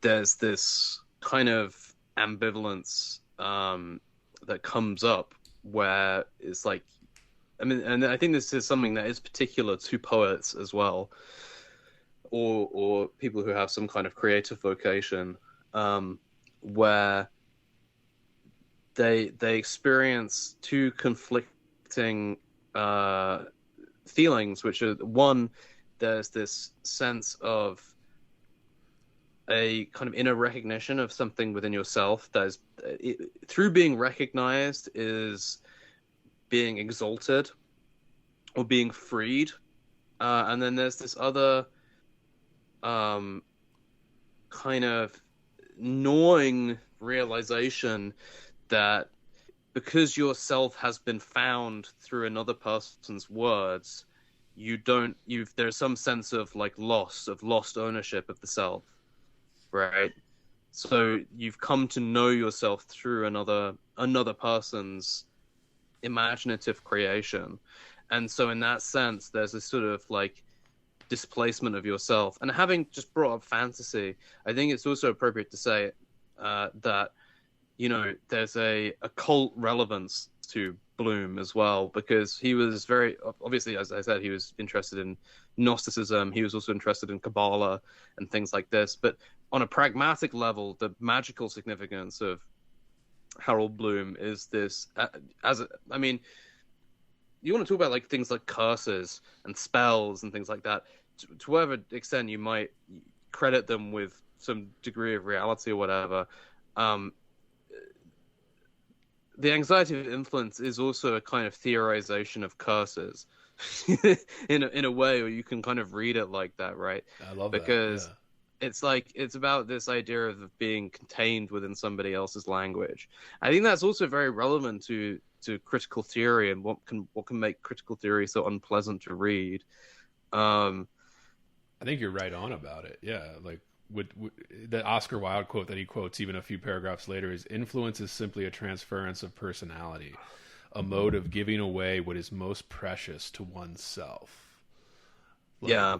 Like, and he has like, you know, he has the kind of like Bloom thing where he's like, this is true, and also I have some qualms, you know, some things that I'm going to critique about it. But it's like, yeah, that kind of transference that you were just saying about it. You think about it, even like, the kind of mystical or mythology or curses, witchcraft, these kind of, and these things that still kind of influence everything in humanity right now. Like you're like, oh, well, that was back then, that was foolish, people believing in witches and curses, but it's like, but no, but it's still influenced like all of humanity. That world, as he would say with Shakespeare, it's kind of the world literature. That's all part of it. Yeah. If you think about like the architecture of Twitter, when you quote tweet somebody, which is I've just been doing all day, what you're actually doing is, you know, and this is like almost part of the semiotics of the timeline itself, is like you're creating a frame around another person's tweet and then commenting upon it. And even just like visually, your own comment rests kind of hierarchically atop the thing that you're referring to, and sort of contains it. And the, you know, displeasure of being quote tweeted, which also happens to me a lot, is that like you're being kind of contained within this magic circle, or it's more of a rectangle, and somebody else is kind of like exerting discursive authority over you. I mean, actually, this isn't a million miles away from the observations of somebody like Foucault either, but like in Bloom, it takes on this kind of fun, spooky, magical significance, right? Where it's like, and it's on a deeper level as well, because it's like it's to do with the sort of confliction of simultaneously being found but also being kind of contained, because then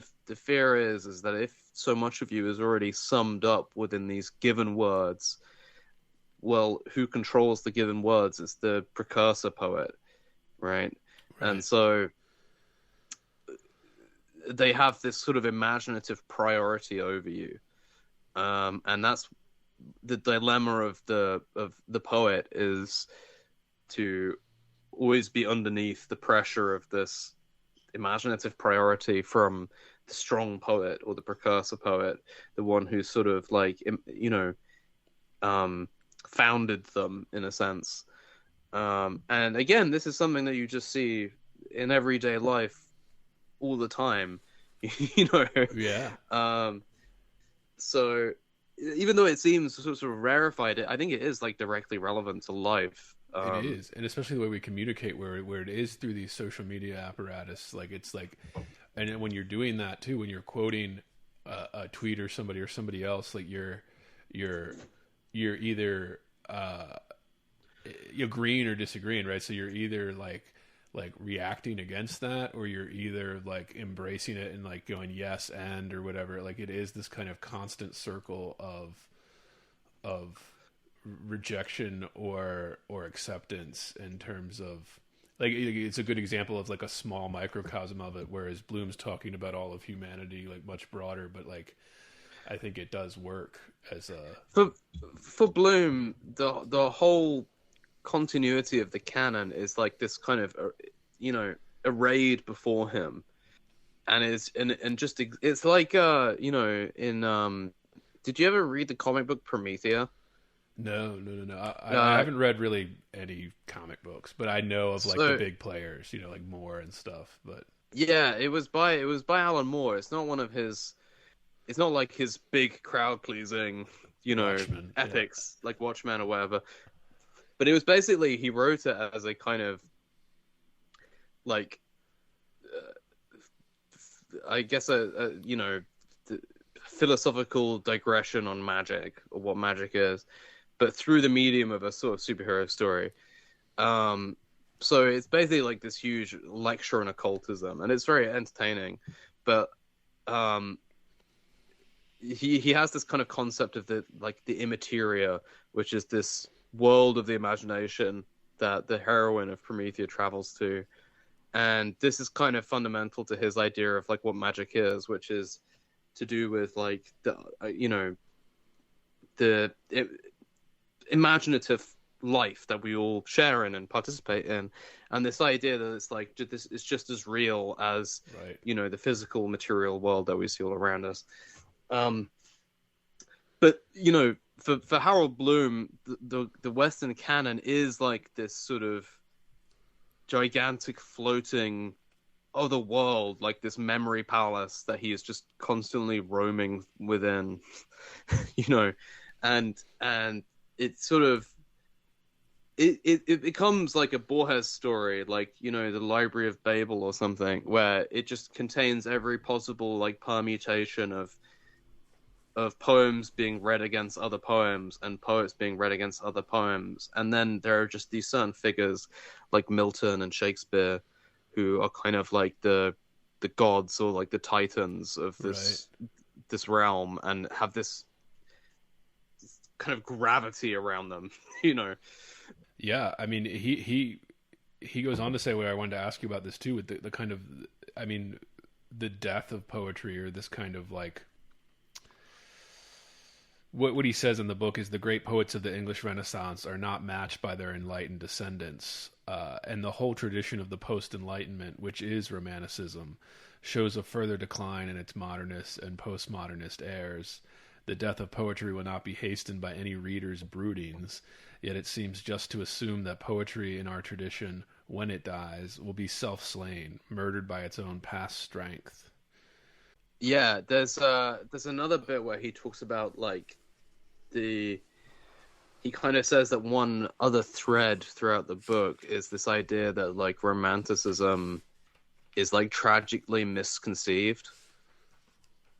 And it's really strange because he obviously is so deeply in love with poetry, and he's so obviously kind of haunted by its decline, and he's haunted by his kind of ambivalence. I think there's this kind of there's something that's compelling about just the human drama of Harold Bloom actually sort of negotiating his love of poetry and finding ways to kind of bear the tragic dimensions of it, because like anything, it has kind of tragic dimensions. To love anything has a sort of tragic quality to it, and I really think that like literature and poetry are sort of his like the great love of his life and the great work of his life. And I'm speculating, but I wonder if there wasn't at times the sort of certain loneliness to his existence and not being, and especially since he was so well read, and I just wonder about that kind of cognitively.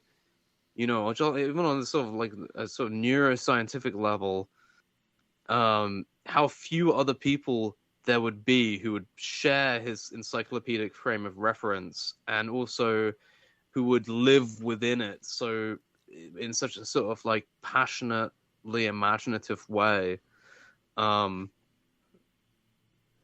you can sense that he spent a lot of his sort of time there, right? His attention was mostly focused within that sort of realm, and so it's like his vocation as a critic to make it as available to other people as he could. But there is this sort of tragic sense to him as well. That's like, don't follow me too far into this territory because, um, it's lonely. not There's nobody else. not like, yeah, like it's you'll. I don't mean this in this trite Lovecraftian cosmic horror way, but you kind of see things that you can't unsee, and Yes. I don't think that is really the be all and end all of it. But he is sort of, again, this is this sort of fantasy novel like quality to him, where he becomes this sort of like wizened figure who's sort of remote, imaginatively speaking. It's funny to sort of contrast this with this sort of perception of him as a culture warrior, because it's the sort of pessimism of the anxiety of influence is very sort of strange to grapple with as a reader, knowing as well his reputation as this, like, this defender of poetry, or this defender of like Western Right. civilization. It's a misreading of Bloom's theories and writings. Yeah, exactly. I wanted to ask you about romanticism too. 'Cause I mean, in a broad sense, I mean the Romantic period, obviously, and the Romantic writers, but then also just kind of Romanticism in general. I wanted to ask your thoughts on it because I think there is a kind of an inherent romanticism to art making, to being a writer, an artist, poet. There's kind of, you have to kind of love these things more than other people. I mean, even like the small little things. You talked about kind of the tragedy of romance or love or something like that. Your thoughts on any of that in terms of, as vague or as detailed as you want in terms of the broader sense, or like the actual, I know you're a big Blake guy, right? Like I like Keats a lot as well. I'm Yeah. underread. I need to like go and properly read up on Shelley and Same, and Byron and Coleridge, most of them. right. I mean, I've read them before. I have read them, but Keats and then mostly Blake are the ones who've really stuck with me. But yeah, I mean, I think that whenever I think about like the kind of dirtbag leftist sort of I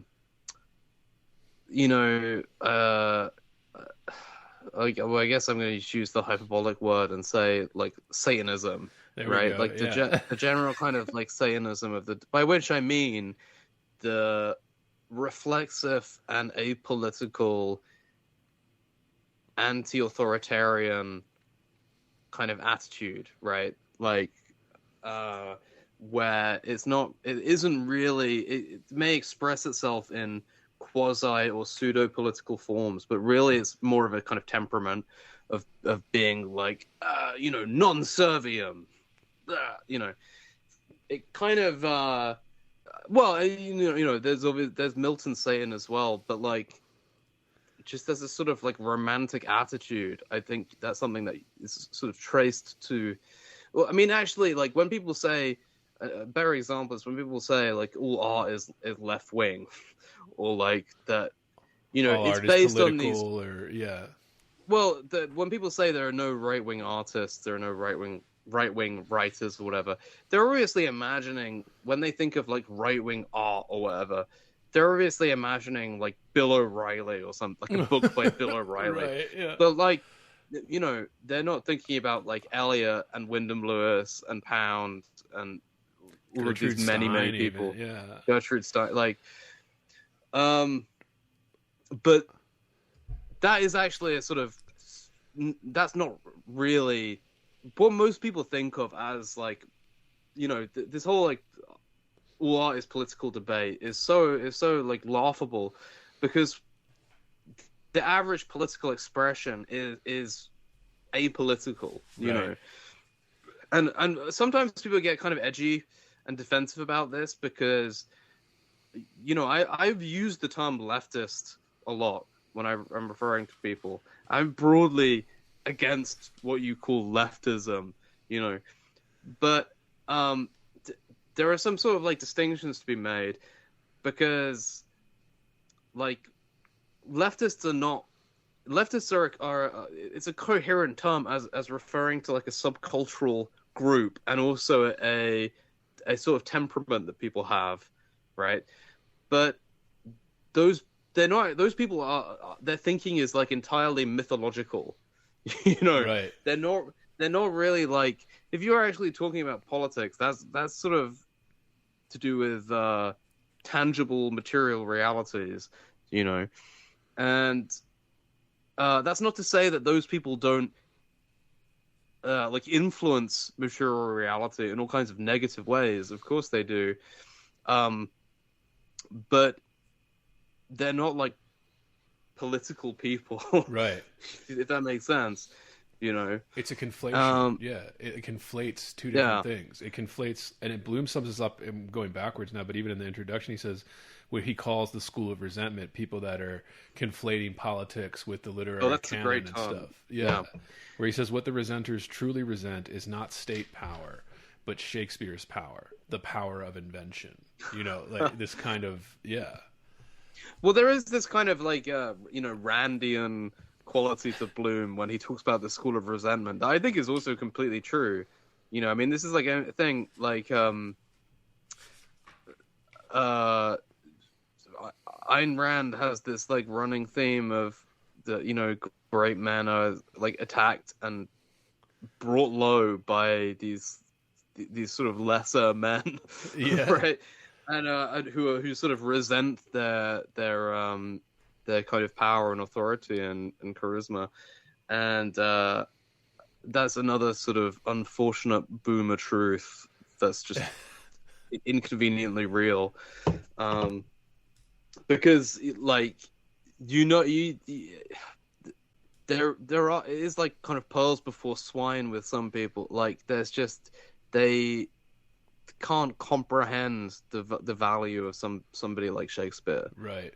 You know, and they are threatened by him, not in really in the same way that Bloom talks about poets being threatened by other poets, right? It's slightly different because there's no comprehension there in the first place for a person to be sort of found by the poetry.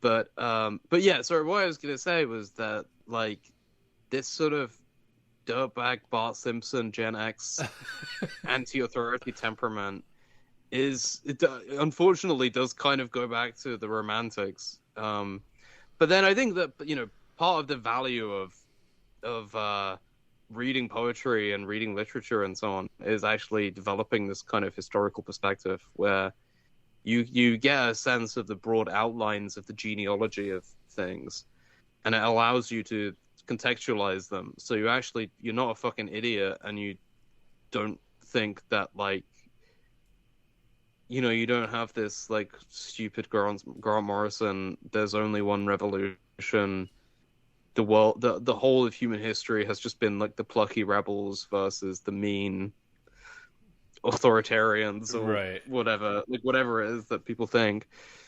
But you know, he talks about the Romantics and Blake, and he really leans quite a bit in the first chapter on Blake's own system and mythology, and sort of borrows certain terms from it, like emanation, for example. And I think that he was, like Fry, he was like very influenced by Blake as a sort of like imaginative systematizer. I mean, having said that, Bloom isn't as systematic as Fry, but like there are parallels between Bloom's thinking and Blake's thinking, even though Bloom is far more pessimistic and not revolutionary in the way that Blake is revolutionary. But Bloom observes about Blake that he is like one of the great sort of enemies of Cartesian dualism, and Bloom seems to pessimistically accept Cartesian dualism which is an area where me and him are in disagreement. But he credits Blake for kind of being able to transcend this dualism, or like to be kind of unbothered by it, right? A lot of like what Bloom is dealing with in his readings of poets and so on is he's making these kind of micro assessments of different poets' temperaments in relation to one another. Yeah. And so the distinction between somebody being like unbothered by something and then somebody else being bothered by it, it becomes quite significant, you know. And so often that's just like a quirk or like an eccentricity of the personality involved. And so that's another nice thing about him, is he sort of brings these personalities into a kind of vivid relief for you to look at. Yeah, where he even goes like as far, and this is when he gets to kind of the Satan example, where he keeps referring to Milton's Satan and how it's kind of makes Satan the poet of Paradise Lost, right? Like he kind of the yeah. I mean, so he uses Milton's Satan as a sort of allegory of influence anxiety, and this to me is like the key passage of the book that I return to over and over again, because I just think it's endlessly sort of insightful and useful, because so I'll have to see if I can remember it off the top of my head, but he basically reads Satan's fall and his kind of landing in hell as like an allegory of influence anxiety and of his revisionary ratio of the Kleineman, which is a term he takes from the poet Lucretius, which is in Lucretius, in his kind of quasi-scientific poem on nature. The Kleineman is like a swerve of atoms that makes creation possible, because otherwise everything would just be falling downwards.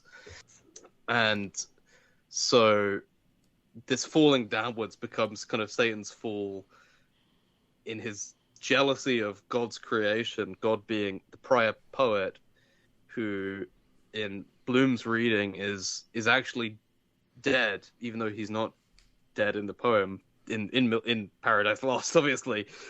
But just in terms of Bloom's allegorical use of him, like he's present in his creation, and that his creation is the sort of imaginative priority that Milton Satan then struggles against. And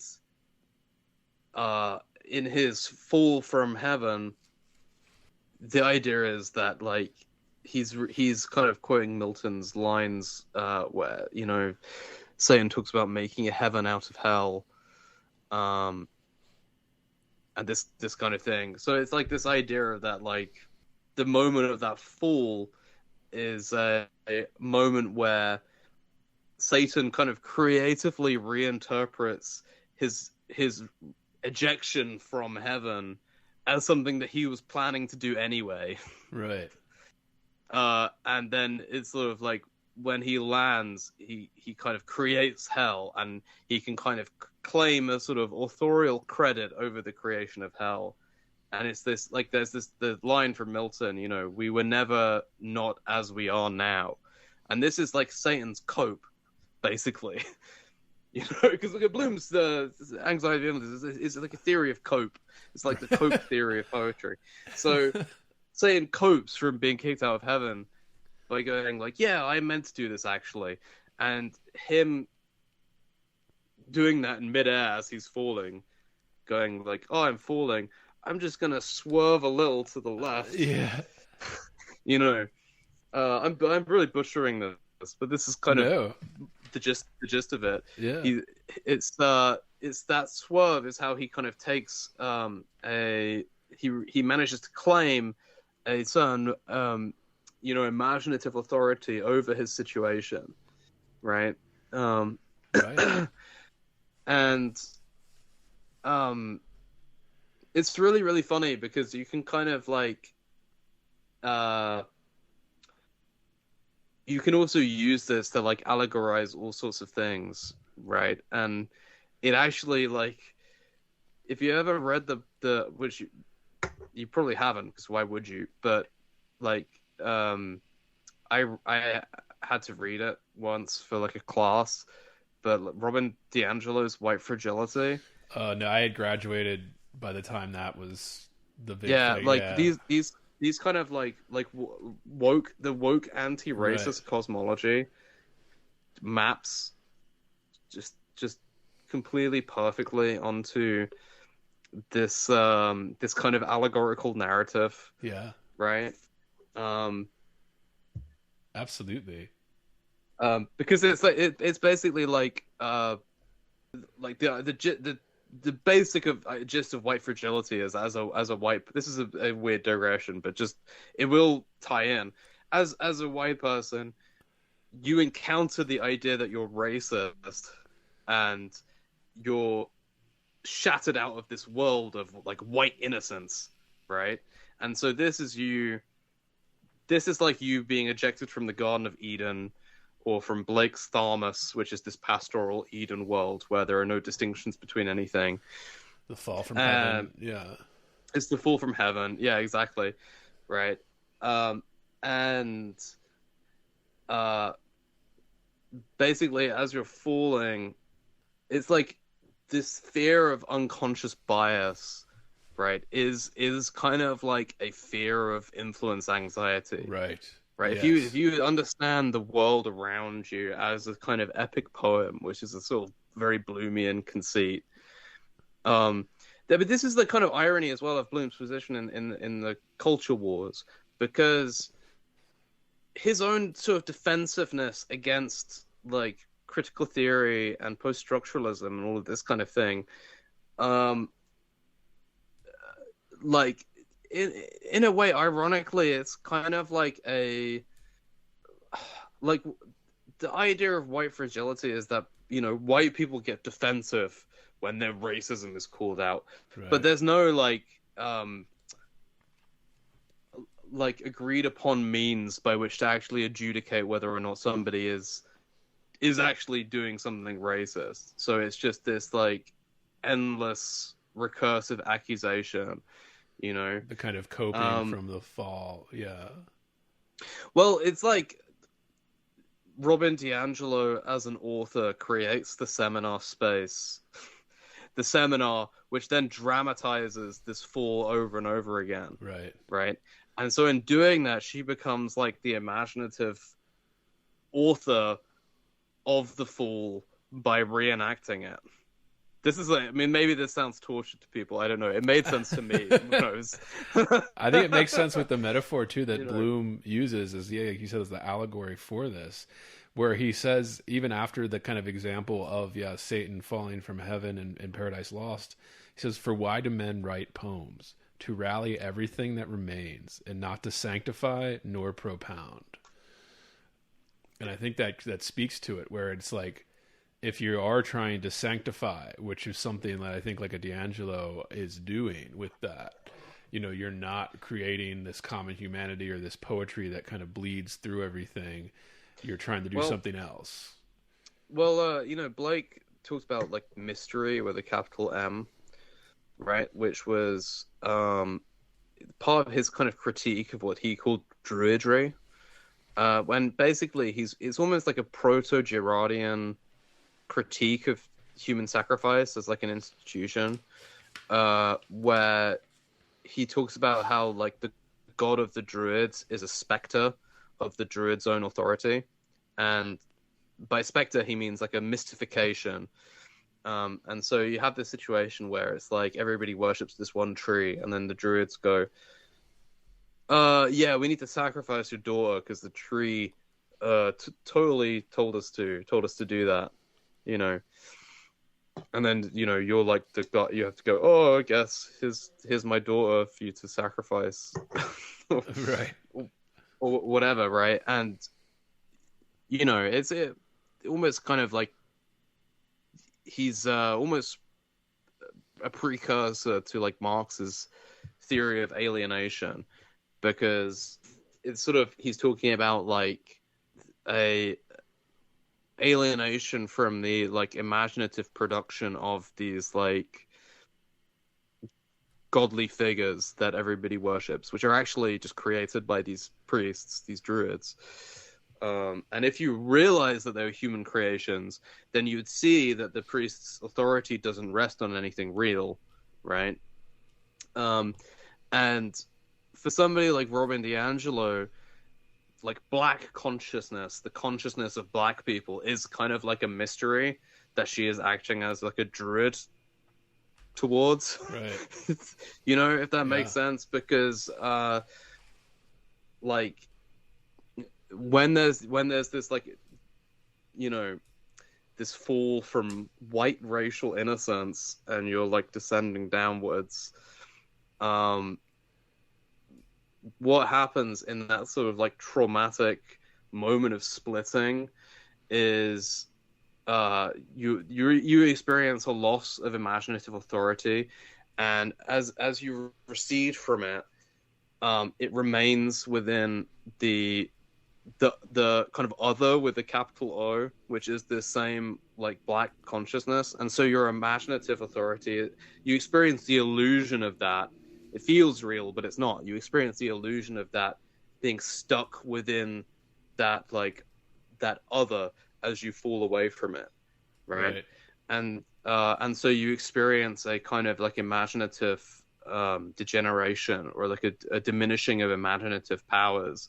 And that is actually like, you know, physiologically is what is happening when DiAngelo writes in her book about like the weird defensive psychological reactions of white people in her seminars. She's actually describing people who have experienced a loss of like imaginative autonomy. I know this is a really weird tangent or whatever, but it's like an example of how like Bloom and Blake both are kind of actually speak to sort of real situations and have a kind of pragmatic relevance to them, you know, because there, you know, as Bloom would put it, there is a sort of poet in all of us that is like that kind of governs the like creative procedures of all of our lives in terms of how we organize things and how we live, right? And we do experience like a diminishing of that power in certain situations, or when we come up against certain forces, you know.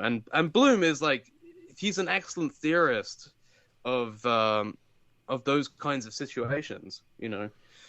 Yeah, and I want to get to the kind of spirituality that Bloom uses, and I think that's part of it, the kind of spiritual sense, at least what we call spiritual sense of the poet inside of us or something like that. You know, it's a good way to think of it. But I was thinking of he quotes Chomsky in that first chapter too, where he says Chomsky remarks that when one speaks a language, one knows a great deal that was never learned. The effort of criticism is to teach a language, for what is never learned but comes as the gift of a language is a poetry already written. And I'm just like, all right, like, yeah, like this kind of, well, this kind of like, so great. Yeah, like the kind of romanticizing that, like where you're, this is what I think he means by Shakespeare is world literature, where if you're working within a language, there's all these already written, already known things that nobody was actually taught. It's never been written down in a book or something that you can pick up and read, but it is this kind of, it's a romantic way to think about it, really, too. Like this kind of shared knowledge that you get kind of almost by osmosis, like we referred to before, like you're just kind of like absorbing this stuff in this kind of circular kind of influence pattern, and language itself, like you can't even separate it from. Yeah, it's like I think by now we're all familiar with the sort of like idea of like unconscious bias as a concept was really big for a while, where it was like, oh, you reproducing all these like assumptions about things, blah blah blah, and it all comes from your like social programming or whatever. And really, like almost the big anxiety of the 20th century, which is sort of like part of the story of like sociology as like a discipline and all this kind of stuff, is to do with like, and it like Freud is this recurring figure within Bloom as well, like the creation of the unconscious, but also like the unconscious as a boundary between the social world. Is sort of like the boundary through which you are socialized and which like contextualizes and maybe circumscribes your sort of own like individual freedom in a certain way, because you come to this like uneasy realization that like, oh, my desires aren't my own. In the most like vulgar leftist way, for example, you might be like, oh, I thought I wanted a Coke, but advertising just programmed me to think I wanted a Coke, you know. But then it might be something like, well, like, I thought that I wasn't racist, but actually I am racist because I'm white, and all people are racist unconsciously, and we have to try and overcome this, blah, blah, blah. This is just, like, really another replaying or another retelling of, like, influence anxiety, you know? It's this idea that you're already contained with some kind of, like, imaginative pattern that's playing itself out again and again. Yeah, like, you know, this is the sort of great theme or subject of Harold Bloom's life. But it's funny that he kind of is like, it's completely confined to poetry for him. It doesn't like occur to him that this is like transferable to these other sort of topics or situations or whatever. That it's like essentially the same kind of anxiety of being found and circumscribed within somebody else's somebody else's order of words, you could say. And I think that's the kind of, because I wanted to ask you about this, where he does this a lot in his work, Bloom, where he leans into this kind of almost spiritual side of art and poetry and language, while also making a distinction from the kind of religious spirituality or something that we would refer to when people say the word spiritual. They automatically think this kind of religious thing, but like he's you know, it's very funny because obviously my profile pic is Alfred Jarry, the French absurdist playwright who did the Ubu plays, and Jarry also invented this kind of joke science called pataphysics, or the science of imaginary solutions, which then had a big influence on Baudrillard, and also, you know, is mentioned in a Beatles song in Maxwell's Silver Hammer. Joan was quizzical, studied pataphysical science in the hall. But I had this really surreal experience when I was reading this book for the first time. I was on a train and I was reading it, and I was thinking of like, because the idea of pataphysics is that it's like, as to metaphysics as metaphysics is to physics. That's the kind of central joke of pataphysics, that it's like above metaphysics. Right. And I kind of had this like this kind of vague thought as I was reading, as Bloom is like staging these figures and symbols and ideas from Blake and Milton and Keats and whoever, and sort of using figures from within their poetry, like, you know, Milton Satan or whatever, in order to like allegorize this point. I was like, there is something kind of pataphysical about this, because it's sort of like he's treating these kind of like literary forms or something as though they are like, I don't know, like people in The Sims or something. Do you know what I mean? Like, he's like using them to sort of like dramatize his own system in a certain way, and it's not like he's not like theorizing in the same way that like a Marxian, like Lukács or somebody would. You know, it's more like he is just using these like imaginative figures, and there's like a kind of curiously like beyond quality to it. And I was like, this is seeming like something that could be what pataphysics is. if that makes sense. Because like also pataphysics is this like notoriously unstable, half bullshit kind of joke thing, you know. But I was like, this is sort of like feeling to me almost what it could be like. And then I turn the page and he says, influence anxiety is necessarily like a school of pataphysics or something like that. He just literally, you know, it's completely wild to me that I kind of intuited this on the page before it came up. It's one of these kind of strange synchronous moments that you encounter in reading sometimes.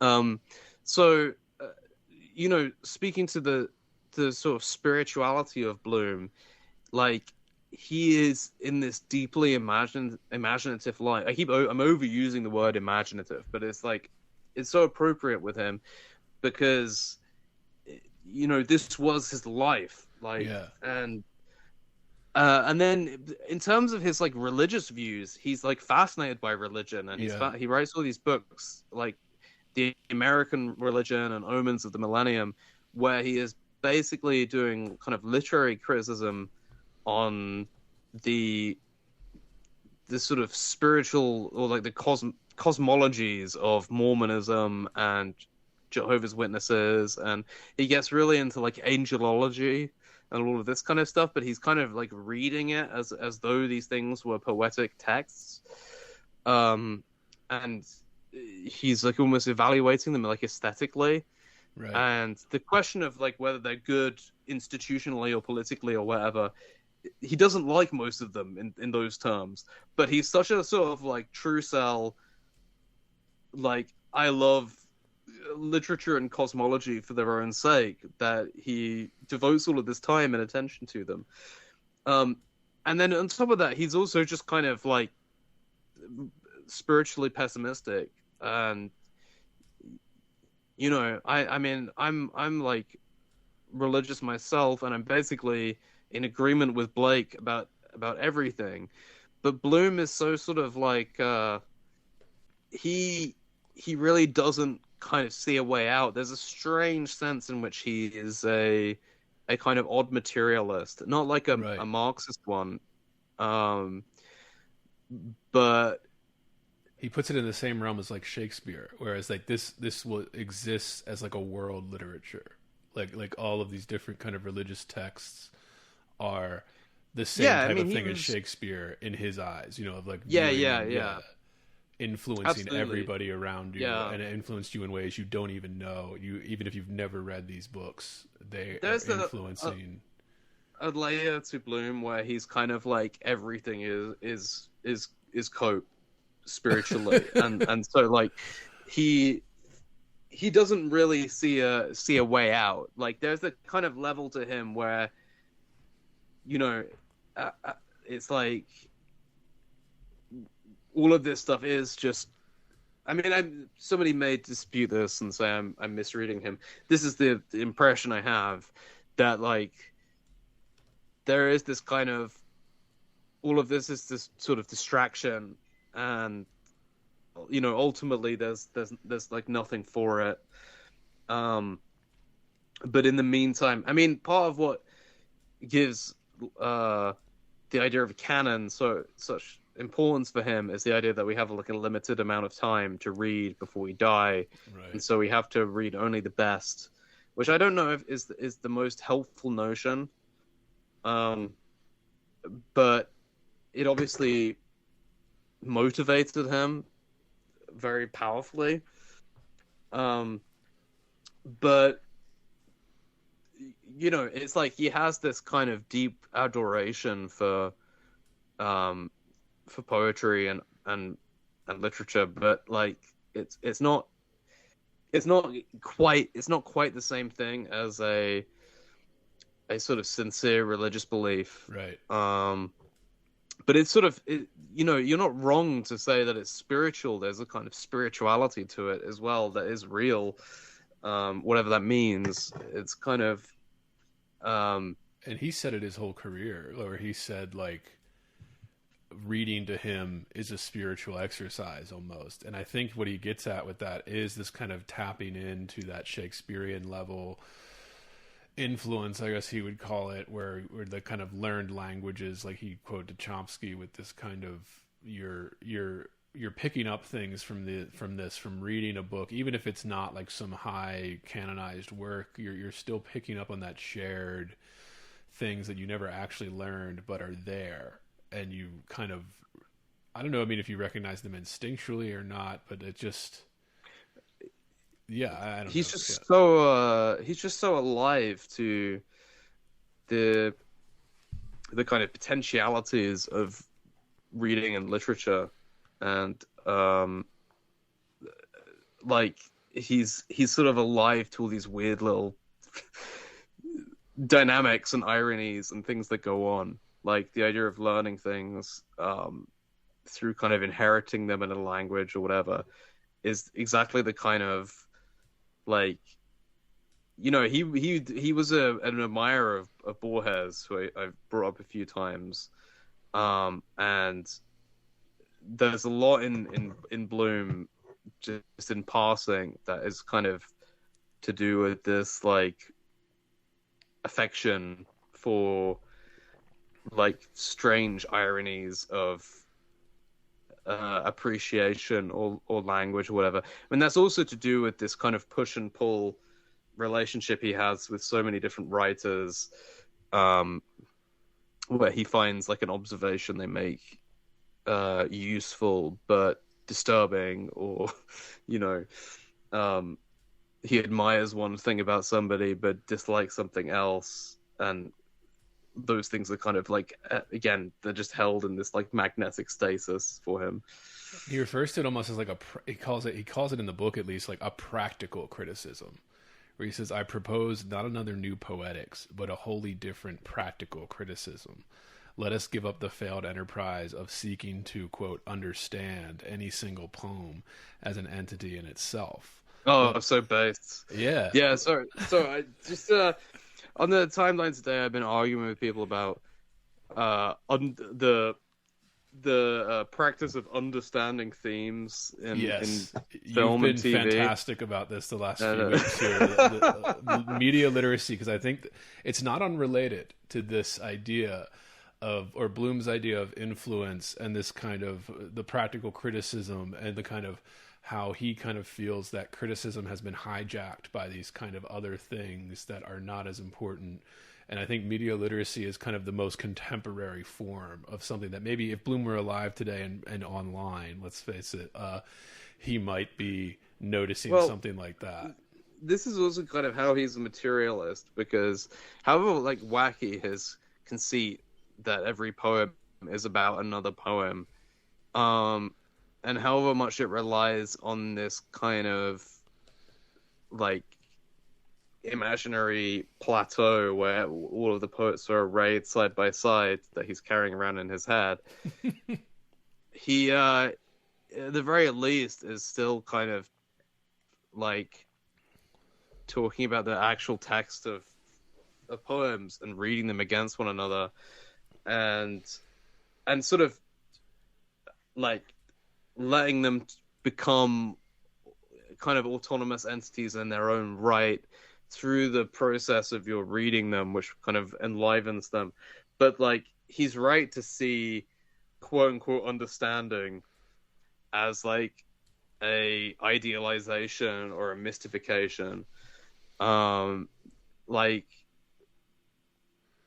what does that mean? I don't know. Like, people have this kind of superstitious attitude towards the idea of understanding things, and it's like the way this shows up in like in the media literacy discourse is like, people don't understand that if there's a character who is bad but he's charismatic, if you find him charismatic and you go, oh, that's cool, that doesn't mean that you've misread, that you like, that doesn't mean that, you know, that it's supposed to be like that. You're reacting to the text. The writer and actor and director have all collaborated to create a certain aesthetic effect that you are then registering, and it's having an effect on you, which is the desired effect that they wanted it to have. and you're going, wow, that guy is sure is charismatic, and then someone goes like, actually he's bad. No, he was supposed to be charismatic. You know, like that's Right. not a mistake. Like it's the idealism. You were is... doing this with the anti-hero, like the big anti-hero figures of today, right? Like you were Yeah. Like, go into that, yeah. Well, there's because there's Homelander from The Boys, which is not a show I watch, but like you see, I do think Anthony Starr is obviously an interesting actor. He's the guy who plays Homelander, and he's like visually expressive and interesting to look at, and his performance is probably the best thing about that series, and he invests that character with a great deal of pathos and stuff, right? And now there's this like discourse which is like, do you not realize that he's the bad guy? He's making fun of you. Blah, blah, blah. No. He's a good actor, and he's doing a good performance and investing it with pathos. This is a drama, you fucking idiot. This is not... It's like, it's designed to be engaging on multiple levels, and part of that is like, the bad guy has a story that you're engaged with as well, because it's like a piece of art, not... Like, what I don't understand this idea that there's some kind of, like, higher understanding. The other thing was Tyler Durden in Fight Club. Like, people have this idea that there's some kind of understanding, quote unquote, that you do when you engage with a movie like that is somehow transcends what you're actually seeing on screen. And I'm sorry, but there just isn't. There is just what the text is what the text is. Any like, that doesn't mean that the text is shallow or superficial. It can be very rich, and when you analyze the text, you can discover a lot. You can discover something very sophisticated, but the building block is like, is always going to be a detail from the text itself, right? That's always like what you're ultimately reducing everything to. And what I always say to people, if they ask me how to get into like reading poetry or whatever, or like interpreting poetry, which I think is the really intimidating thing, right? All you have to do is just begin with a single observation about it. And I mean at the most like simple possible level, right, of like noticing one thing.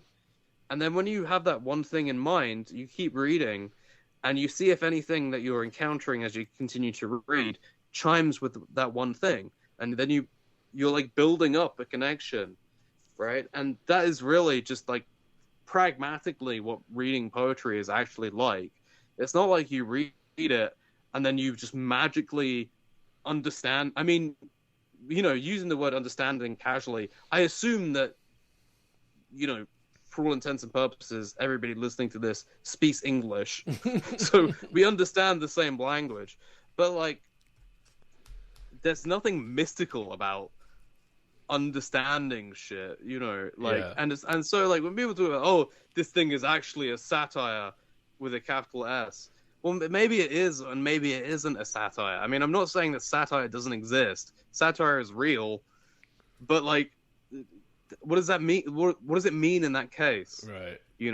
Like, we've expanded that definition so much too. I think in the 21st century, especially, kind of satire as its thing, whereas people just refer to it, I think, almost blindly, like it's just like a word they've heard, and they're just kind of like, oh, well, this means that it's not what you think it is, or whatever.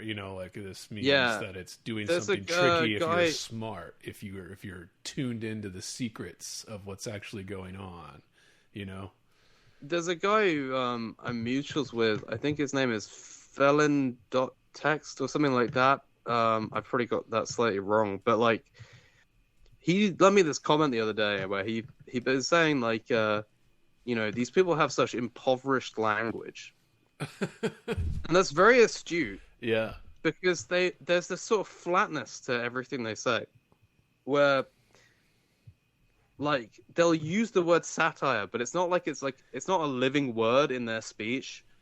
It's like this reference point that they know is important, they know is significant, but they don't have anything really to say about it.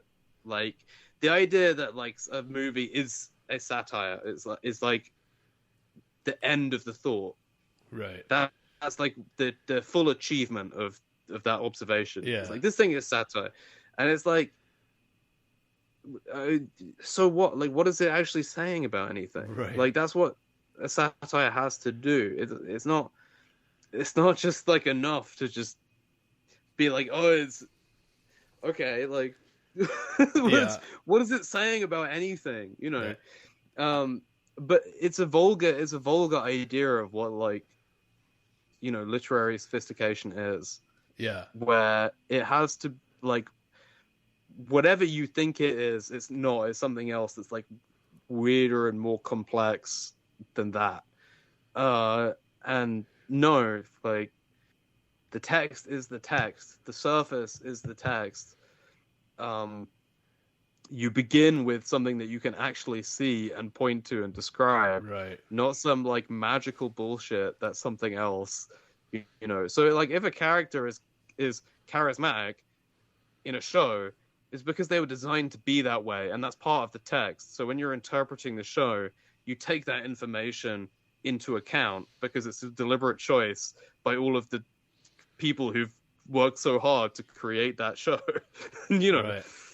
Sorry, I'm just ranting. But, No. yeah. I think it's you know, I get into trouble sometimes. I've gotten in trouble in a couple of different where I'm a huge Edith Wharton fan, and I know Bloom's not a big fan of Edith Wharton, but I'm a huge Edith Wharton fan, and it really gets under my skin when people refer to her as a satirist because of like one or two books that she wrote. Yeah, and I've gotten in, you know, been on the bottom of pylons and stuff online, but also like laughed in classrooms and stuff, you know, laughed at in college classrooms talking about this kind of thing. Where I always ask that question when people are like, "Oh, she's satirizing." I'm like, "What is she satirizing? Like, what is being satirized here?" You know, like it's just received. It's just fucking received opinion, man. Right? It's just exactly. like, yeah. this is how people think. Where, like, there are just truisms. People think in truisms. Like everybody knows that Edith Wharton was a satirist.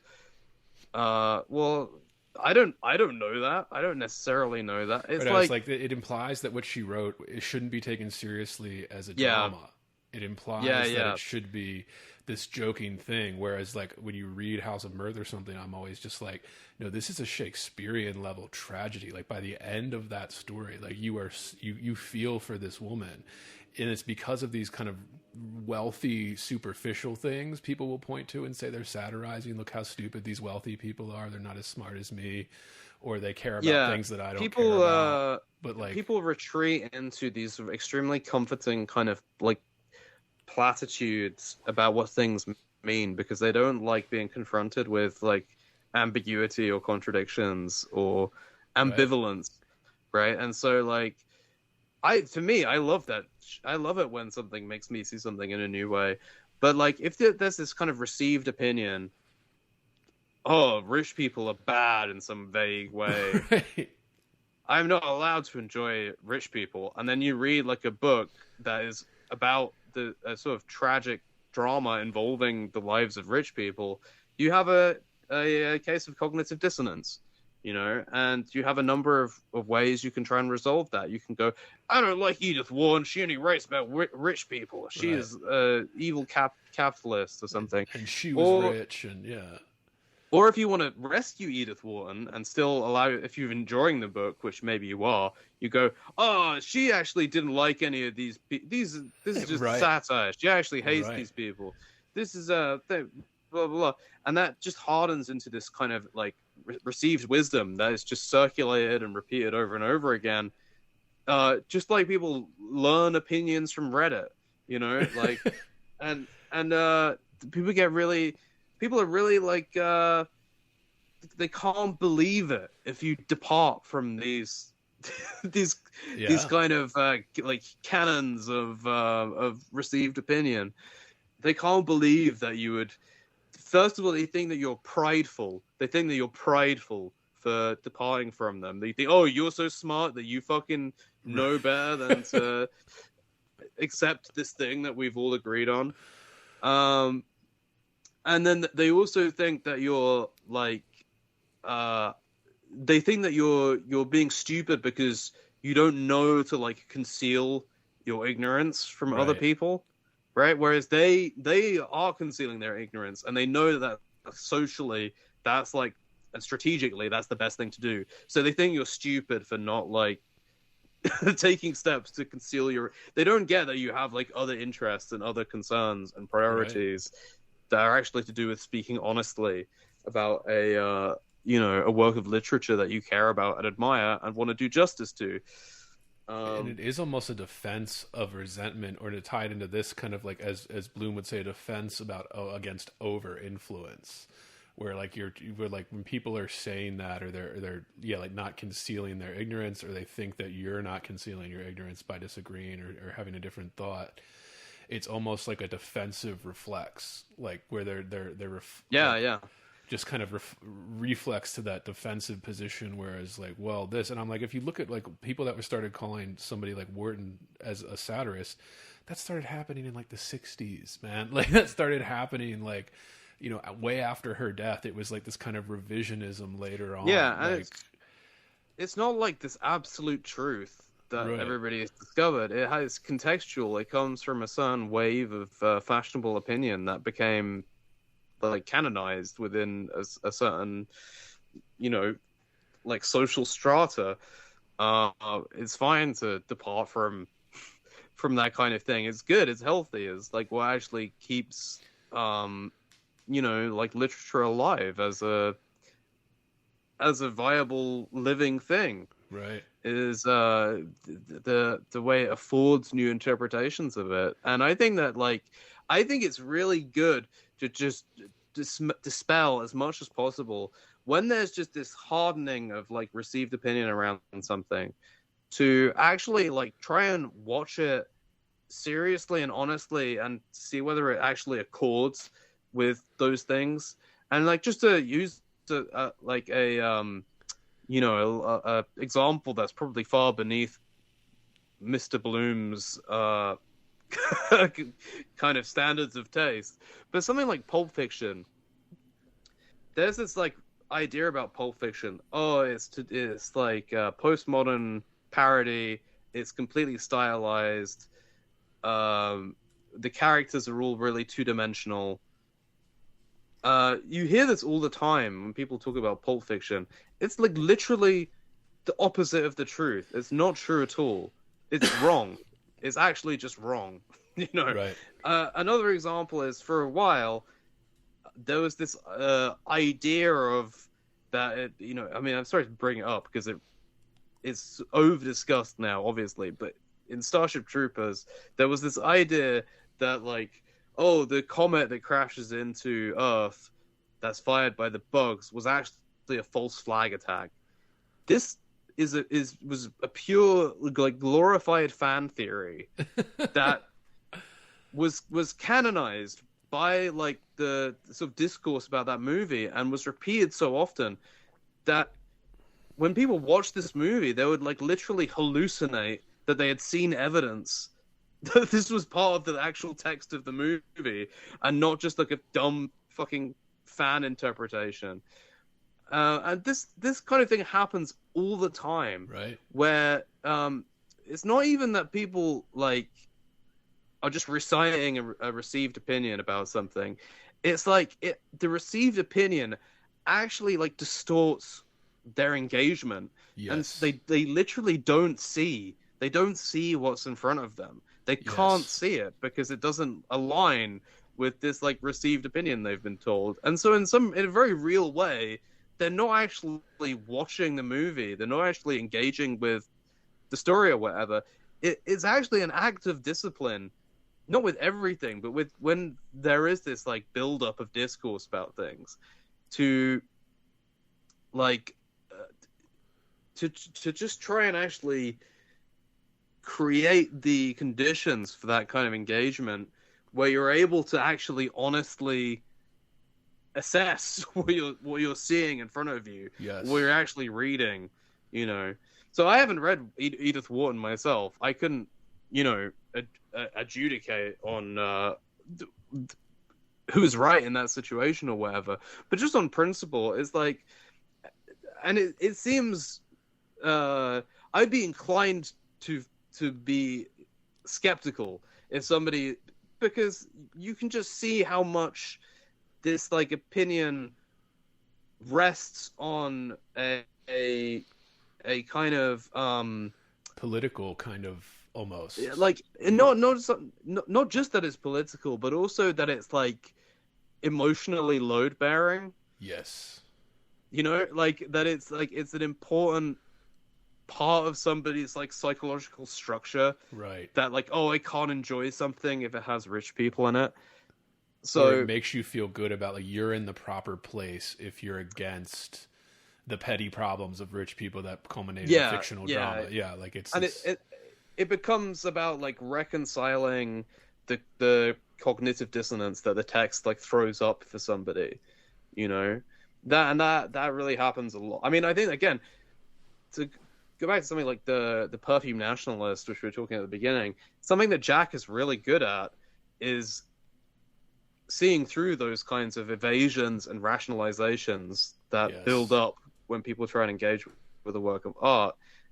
And that's one of the things that I sort of try and follow in his. Let's talk about influence. yeah. It's like follow in his footsteps, because it's so like refreshing to hear, and you actually feel that kind of burden lightening as well. If you've Yes. accepted that idea yourself, it's a kind of liberating thing to let go of this like useless inherited set of ideas. Absolutely, and you mentioned Tyler Durden and stuff with Fight Club. Fight Club is one of those too that I think gets politicized very easily in the online discourse, but it's also I've had this idea for years now where every time it pops up and it trends, you know, it pops up every 6 months in the fucking online discourse. But like I've had this idea to write an essay about this for years now, and of course I've never done it, so but we'll see if it ever happens. But like just kind of people hate Fight Club because men love it, because it taps into something. The Tyler Durden character especially taps into something, and I think even beyond that, I think the kind of brotherhood organization that they create in that story too really taps into the kind of male desires and psyche of brotherhood and camaraderie and things like that. And it's always conflated with this kind of tough guy fighting thing, because that's obviously it's in the title, it's a part of the story, but the fighting is only in the beginning, and it very quickly becomes something else, you know, like, and it's always like, And it's also like it's got like cool countercultural yes, culture jamming stuff, like Operation Mindfuck. We're gonna vandalize a billboard and like Right. destroy this corporate public art kind of thing. So you know, if you're like an edgy teenager, then it's like really thrilling and exciting to watch, you know. And it's like obviously it's in the same kind of tradition as not that it's like the same quality or that it's as good Right. or that these films this is all they have to offer, but it's obviously in the same lineage as things like Clockwork Orange and If, yes, where part of the appeal of those movies on a very basic level is like this kind, or like even With Nail and I, like you see people going, or Fear and Loathing in Las Vegas, it's like people going on a rampage and not being bound by society's constraints or whatever. right. I mean, again, that's like a romantic myth that you see all the time, and it has a evident appeal for very good reason. It's not like the be all and end all of life. Obviously, you know, you outgrow it eventually, but like the problem is with this kind of stuff is it's just this smoothing out, this flattening out of ambiguities and ambivalences, and people can't do what Harold Bloom does, Right. where Harold Bloom, you know, were he so inclined to watch a movie like Fight Club and was into it, which is again not really probable, but like, you know, he might say something like you know, I'm horrified by Tyler Durden, and yet I find something thrilling about, you know, whatever, Yeah. right? Because he was able to sort of like I keep using this word honor. I think that's important. It is important to like honor the different facets of yourself Yes. and not like prioritize one over the other. And in a way, learning how to do that is a defense against the sort of quirks and whims of that Shakespearean self-overhearing, where you can misperceive something essential about yourself, because you gave articulation to a particular emotional whim that you were feeling, and in so doing credited it with more importance than it actually had. There's actually, do you ever see Peep Show? No, I haven't. No. The British sitcom Peep Show. I'd really recommend it. It's excellent. But there's one episode of Peep Show where one of the characters, Mark, develops this weird half crush on his boss, who's this charismatic black businessman called Johnson. And Mark, he's obviously this paternal figure towards Mark, and Mark develops this, it's like an intense masculine fascination with Johnson. And Mark is the rough dilemma of the episode is that Mark isn't sure whether this makes him gay. He's not sure whether he has actually a romantic and sexual crush on Johnson, or whether it's just this like intense affinity. And obviously he doesn't really have a vocabulary to like express any of this or understand it to himself. So he's using the limited resources he has available, which is basically like, am I gay or not? And there's this one, because the show is like, the way it was scripted was like, you'd often hear the character's internal monologues. You hear Mark thinking to himself, and he's going like, am I gay? Oh, am I interested in him? Well, I'm thinking about it, so maybe that means that I am. But no, I'm just thinking about the fact that I'm thinking about it. And he gets into this kind of like self-referential tangle, you know, because he's trying to assess whether the fact that he's thinking about the question so much in the first place makes it true. It suggests that the answer to the question is yes. And then he thinks, well, maybe actually, like, you know, maybe that isn't actually how things work. And the fact that I'm thinking about it doesn't make it true. And he doesn't know that either. So he keeps thinking about it more. And that's classic Shakespearean self-overhearing, as Bloom describes it, right? Yes. But I think Bloom probably developed this like discursive habit of kind of saying, well, I feel this way and I feel this way, because that's a defense against that kind of like you know, like misperceiving of yourself. Yeah. Because he's not going, I don't like this, so therefore I have to deny these other things, right? And the way you see that play out in like people's responses to a movie like Fight Club is they create these artificial divisions in the text between what is supposedly superficial and just cool, like, oh, awesome fighting. That's superficial. That's not what the movie is about, guys. It's not about fighting. It's actually like sophisticated satire, blah blah blah. There's no actual like distinction between those things, right? So people really struggle with this. They need it to be one thing or the other, and they want there to be like some kind of secret code written into the movie or something that like conclusively determines that all the stuff that looks cool is bad or wrong in some way. And often it's it's because they want some kind of moral alibi. They want to be excused of their more like libidinal enjoyment of the, you know, violent action scenes and whatever. So it's all at root this kind of bad faith in oneself, you know.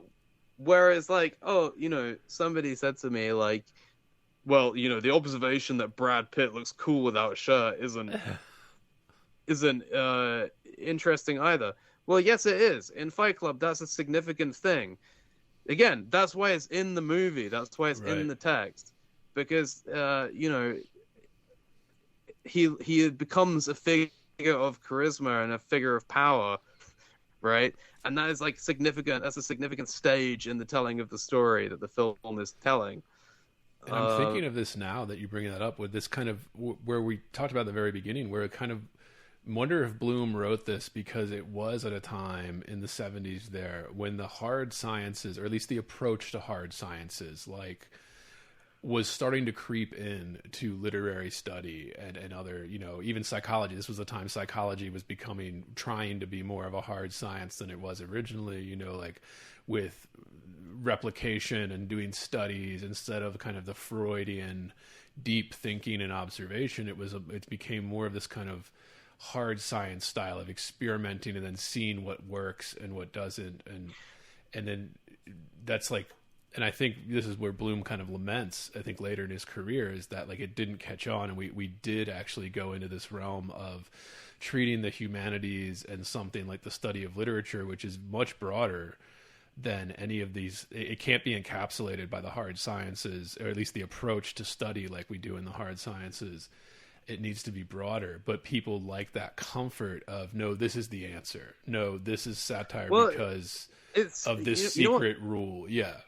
You know what's funny is I would actually qualify that a bit, right? Because I think that, again, so compare Harold Bloom again to Northrop Frye. Both of them were passionate about the autonomy of literature as a field in itself. In other words, they didn't want literary criticism to be about the subordination of literature to Marxist interpretations, feminist interpretations, etc. They wanted literature to be able to like reflexively theorize itself, and they both approached that in different ways. And Bloom didn't like Frye's way of doing it, which was this kind of archetypal structuralism, which is the order of words. It's like the idea that there's a kind of intuitive language of archetypes that all of literature partakes in different ways. And it's obviously the schema that Frey developed is incredibly beautiful and elegant and sophisticated.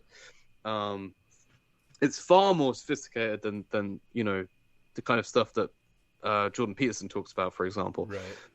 But for Bloom's, like the meaning of poetry is another poem. Again, it sort of defies the sort of materialist, idealist binary in certain ways. There are certain ways in which you could say it's idealist because it concerns the, this pure world of aesthetics. But at the same time, Bloom isn't like Walter Pater or something like that, right? He's actually, he's not an aesthete. He's not a fantasy Eckler guy.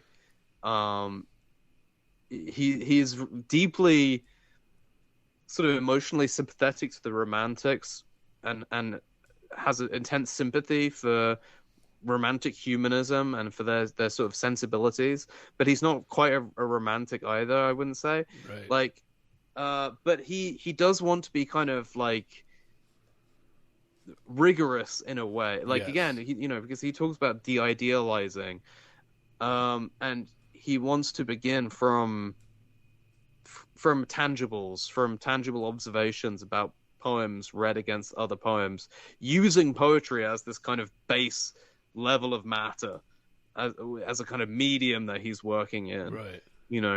But there's a sense in which you could say he's kind of rigorous. He's not like, it's not a complete, as eclectic as he is, it's not a kind of complete free-for-all. There is this, like, in both Frye and Bloom, there is an attempt to give literature its own sort of, like, theoretical autonomy that is not, perhaps not, like, not quite on the level of, like, a hard science, but is actually coherent and isn't mysterious or like mystical in the negative sense that Blake often uses that term, like, and isn't like vulgarly romantic in terms of like, well, this is my interpretation and it's just as valid, blah blah blah, you know. And I think that like,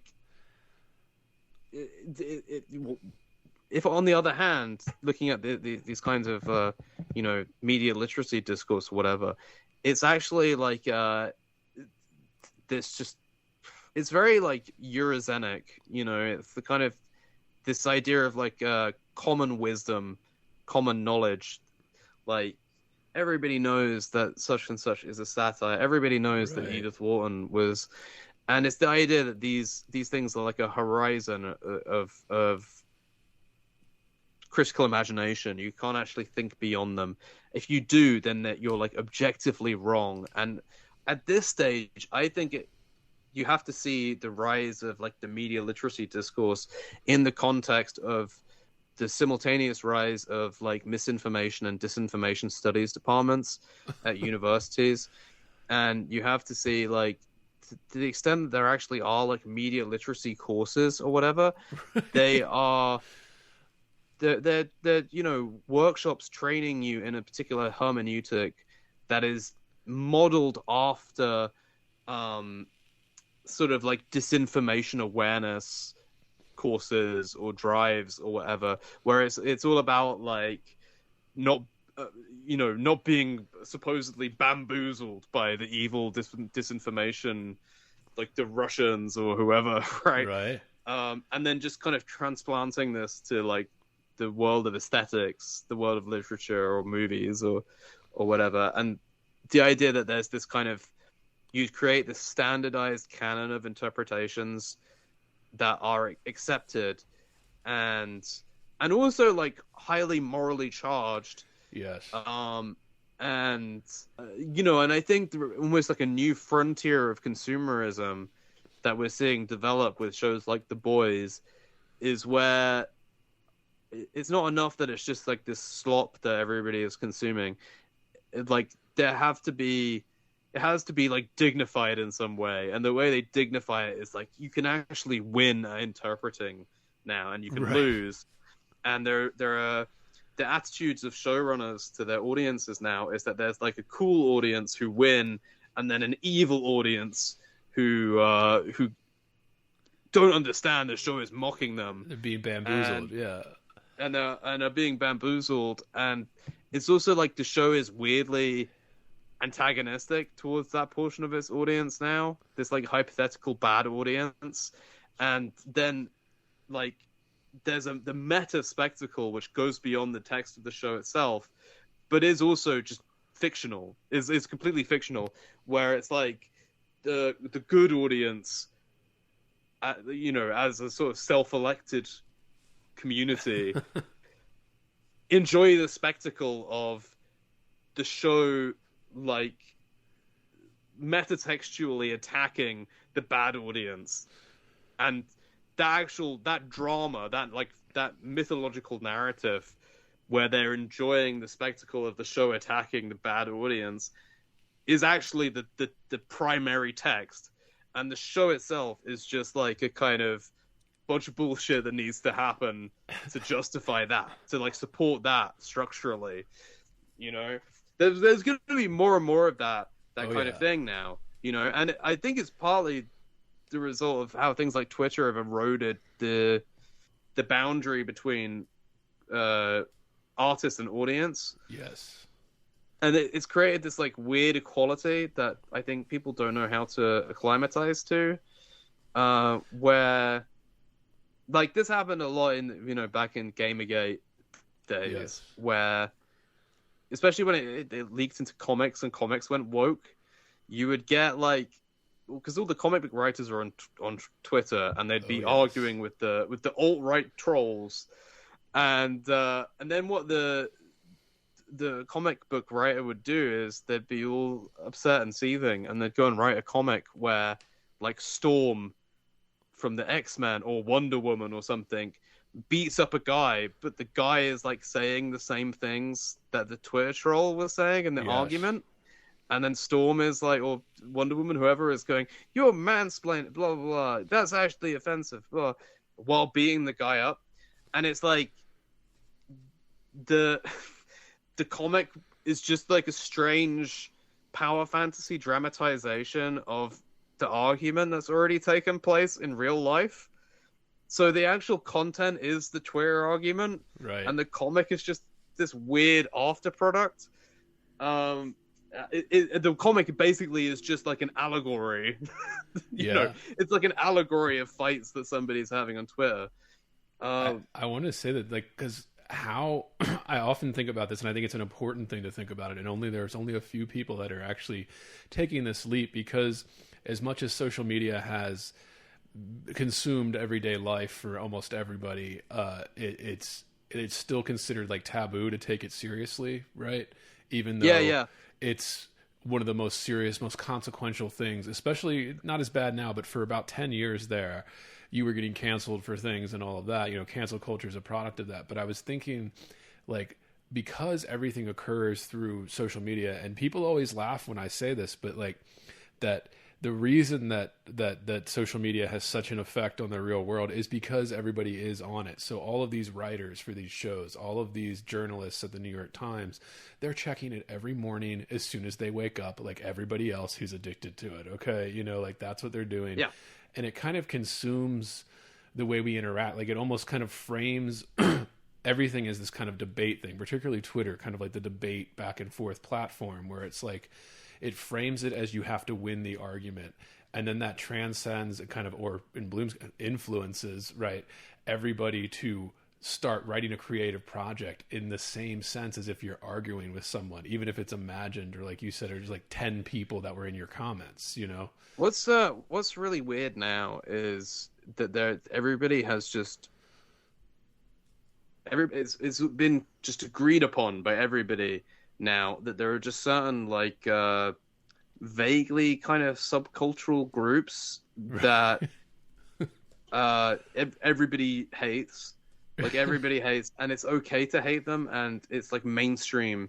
Like this didn't used to really exist. Like you might find prejudiced depictions of, you know, certain social groups in movies or whatever, but this is different from that. Like that there's always been, you know, ever since humans have been making art, it's been used to sort of reproduce and disseminate prejudices or whatever. Fine, but like this is like a really weird new thing that's happening now, where there are these like kind of half fictional, half self-selecting subcultures and social groups, and it's like it's normal to hate them, and to like to almost like actively be antagonizing them, to be trying to antagonize them through the creative work that you do, where it's like, oh, trolls or incels or alt-right people, and it's always like it's not as if like those communities don't exist in some form, but like the way they're referred to is always unreal. It's always like it doesn't compute. It doesn't like it's not referring. It's like a strange hysterical idealization of what those groups are like, that attributes more kind of coherence and ideological stability to them than that they actually have. And it's also that they're kind of accepted as part of this universe that we all live in, and they're communally an object of hatred of everybody, you know. And I'm not like, I haven't found the right way to articulate it yet, but I'm thinking about it a lot, because you're saying it with things like The Boys. It's infected everything. It's a really strange, sinister phenomenon.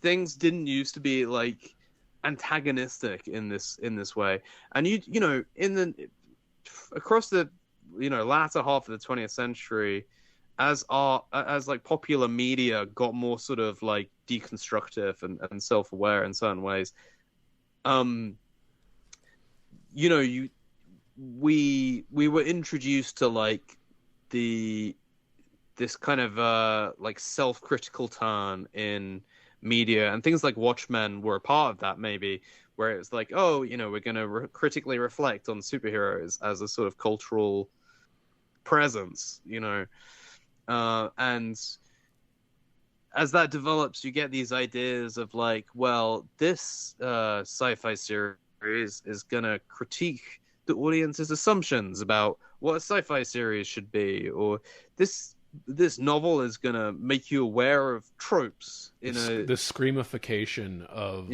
culture, right? Yeah.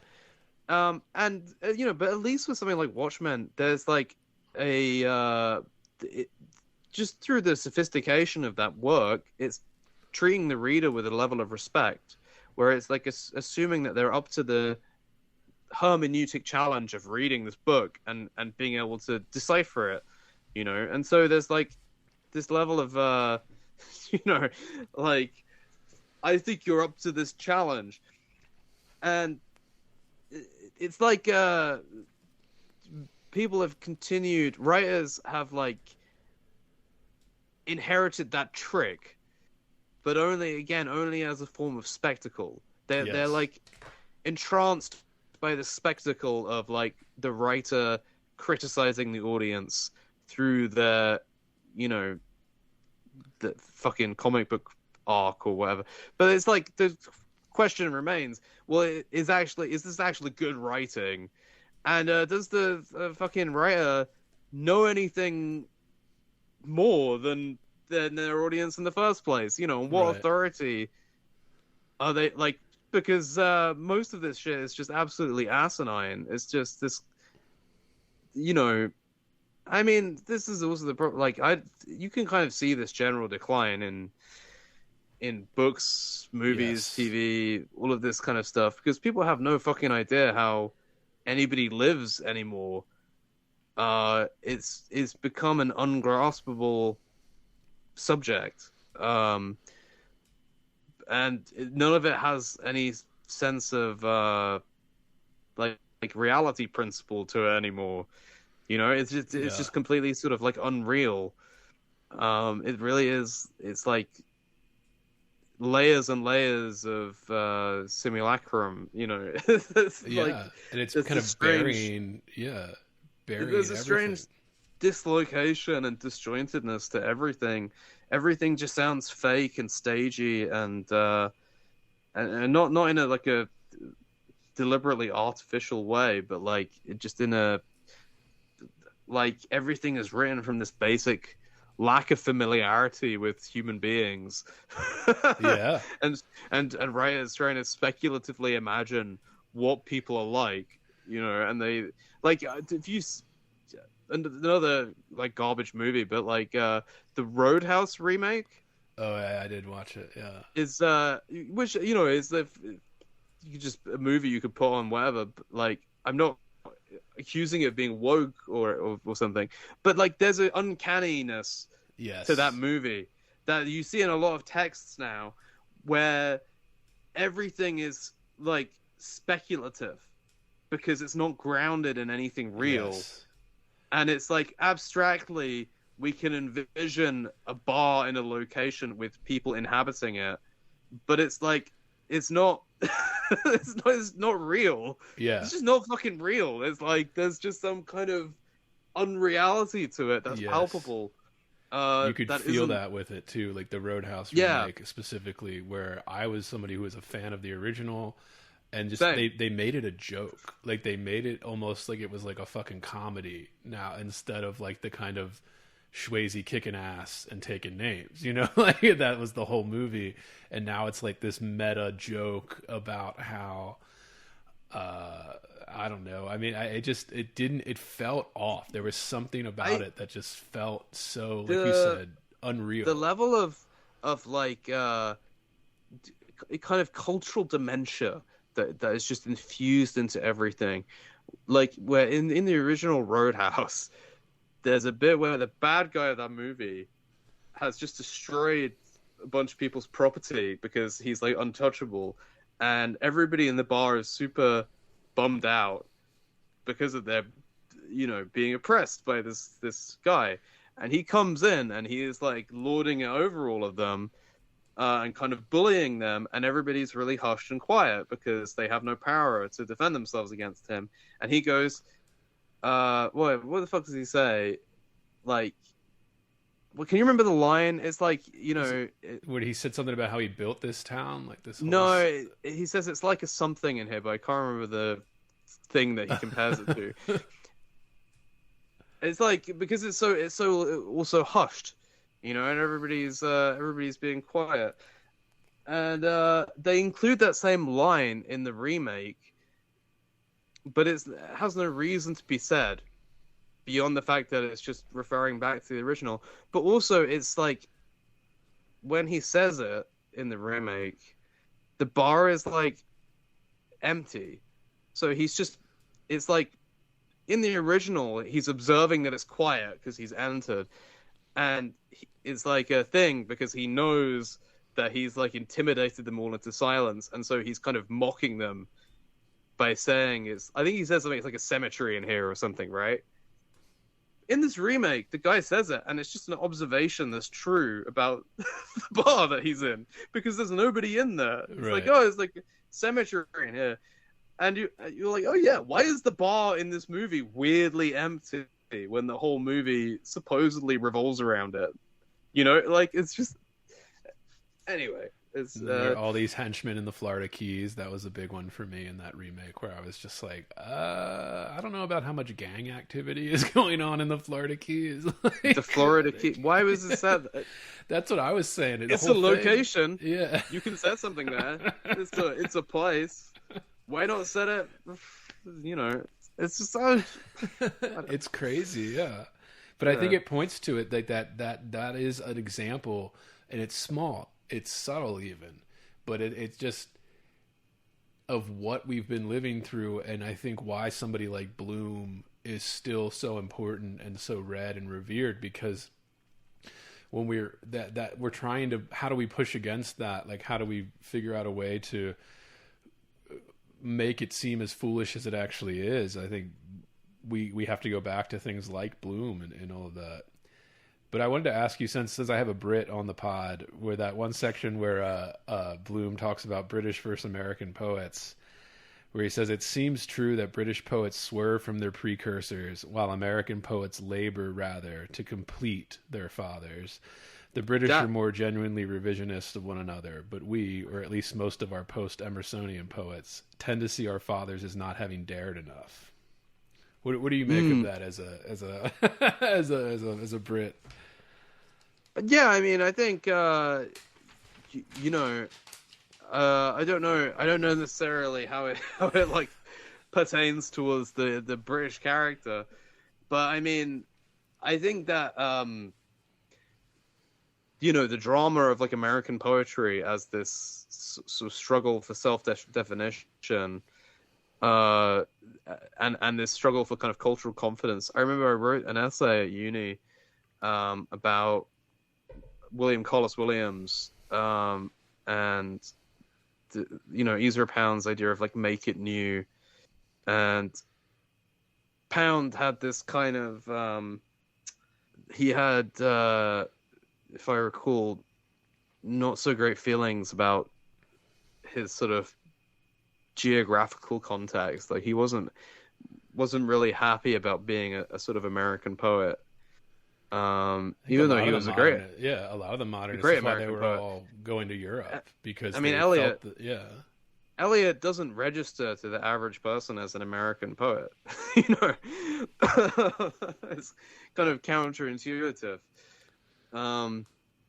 And so they're, both of them have this very elusive style, where they're shoring their fragments against the ruins, so to speak. And a lot of that stuff is kind of like the cultural wreckage of Europe that they're trying to revitalize by putting it back together in new ways, and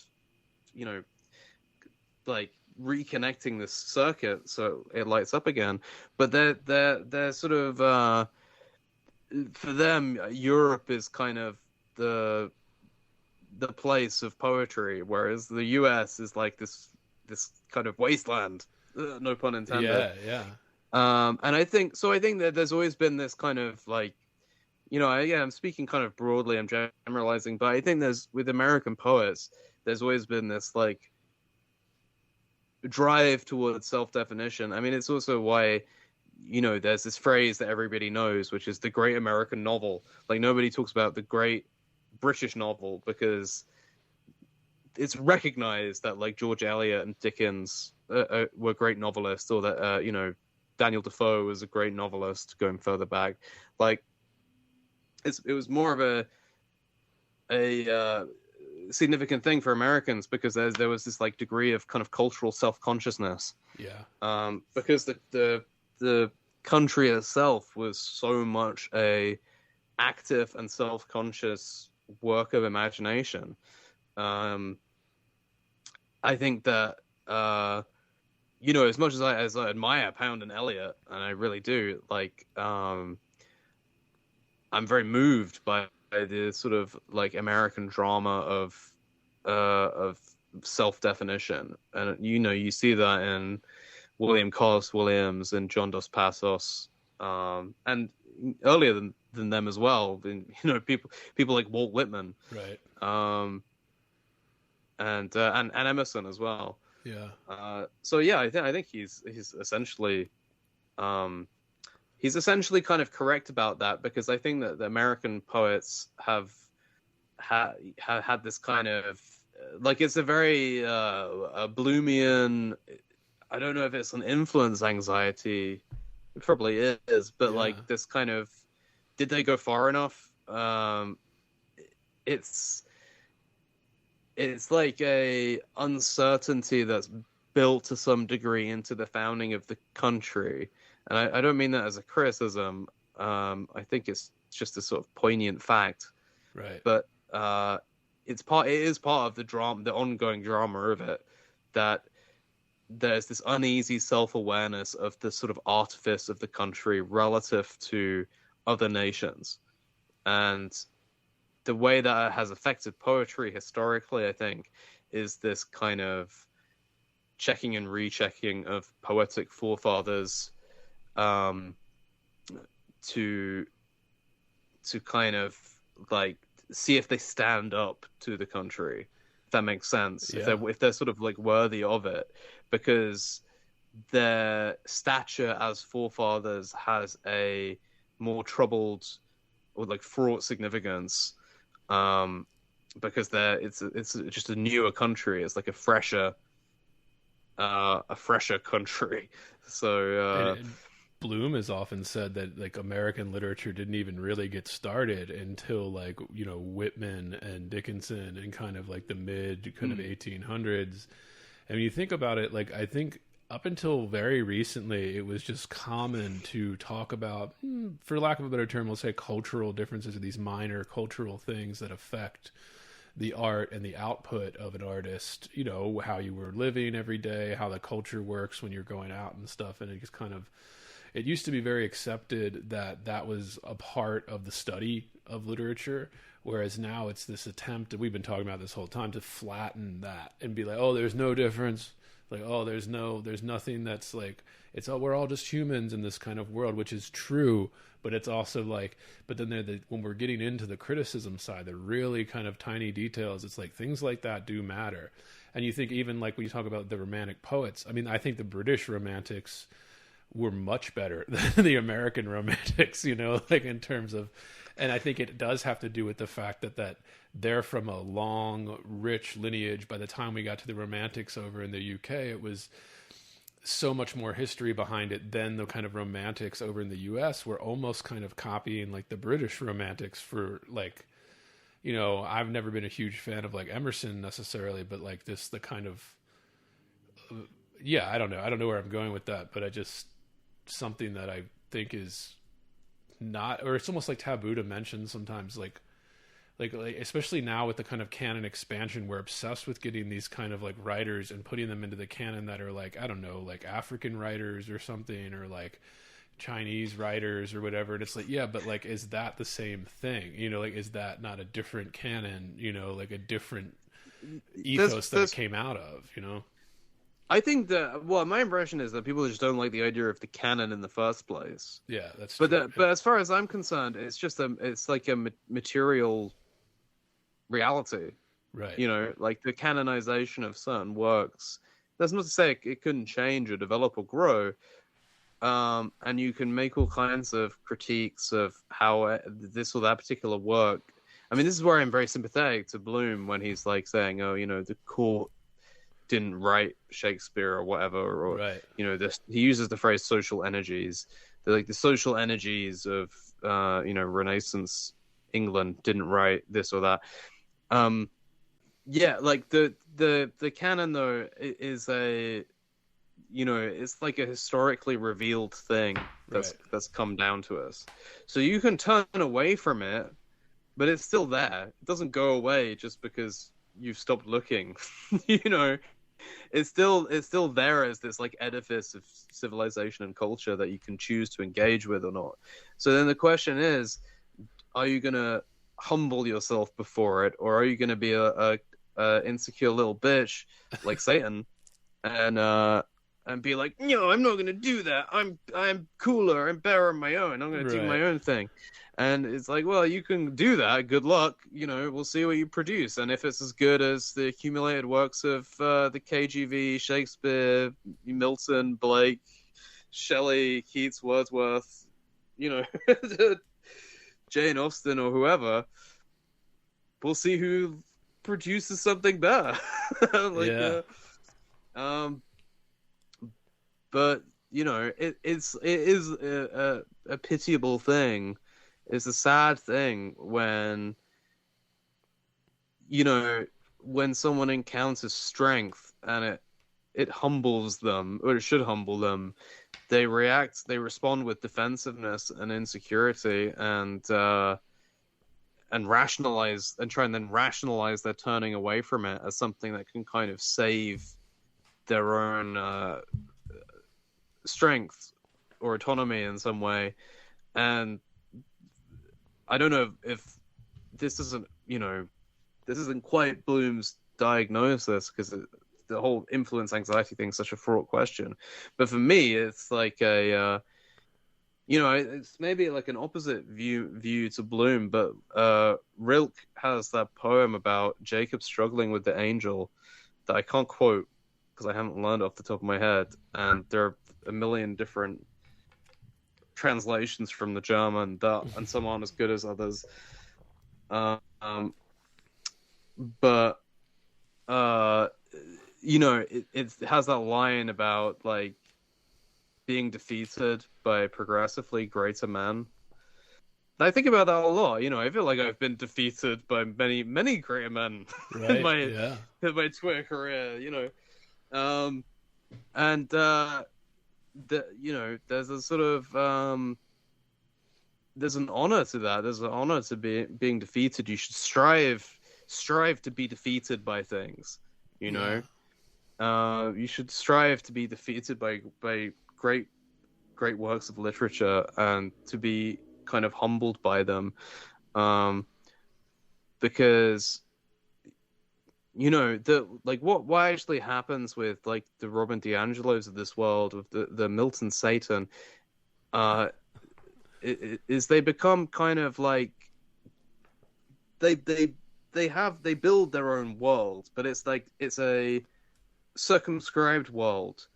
You know, it's like as Blake would say, it's the same dull round, and they never kind of escape from it, and they just end up kind of being like Sauron's tower in the middle of it, just being this sort of surveilling eye where they kind of control everything that they perceive, but everything that they perceive is just an extension of themselves, like a narcissistic extension of themselves. And so they're just in this endless recursion of self-policing, you know, and they can't actually create anything because they're alienated from their own creative faculties. It's because they don't want to be like defeated by Right. the grandeur of stronger poets. Absolutely. So yeah, The that would last be thing my no, yeah. oh please. No, yeah, the last thing I would talk about when he talks about kind of like strong poets are necessarily kind of perverse, where he says our young a while ago were pseudo-Gnostics, believing in an essential purity that constituted their true selves and that could not be touched by mere natural experience. Strong poets must believe something like that and should always be condemned by a humanist morality, for strong poets necessarily are perverse.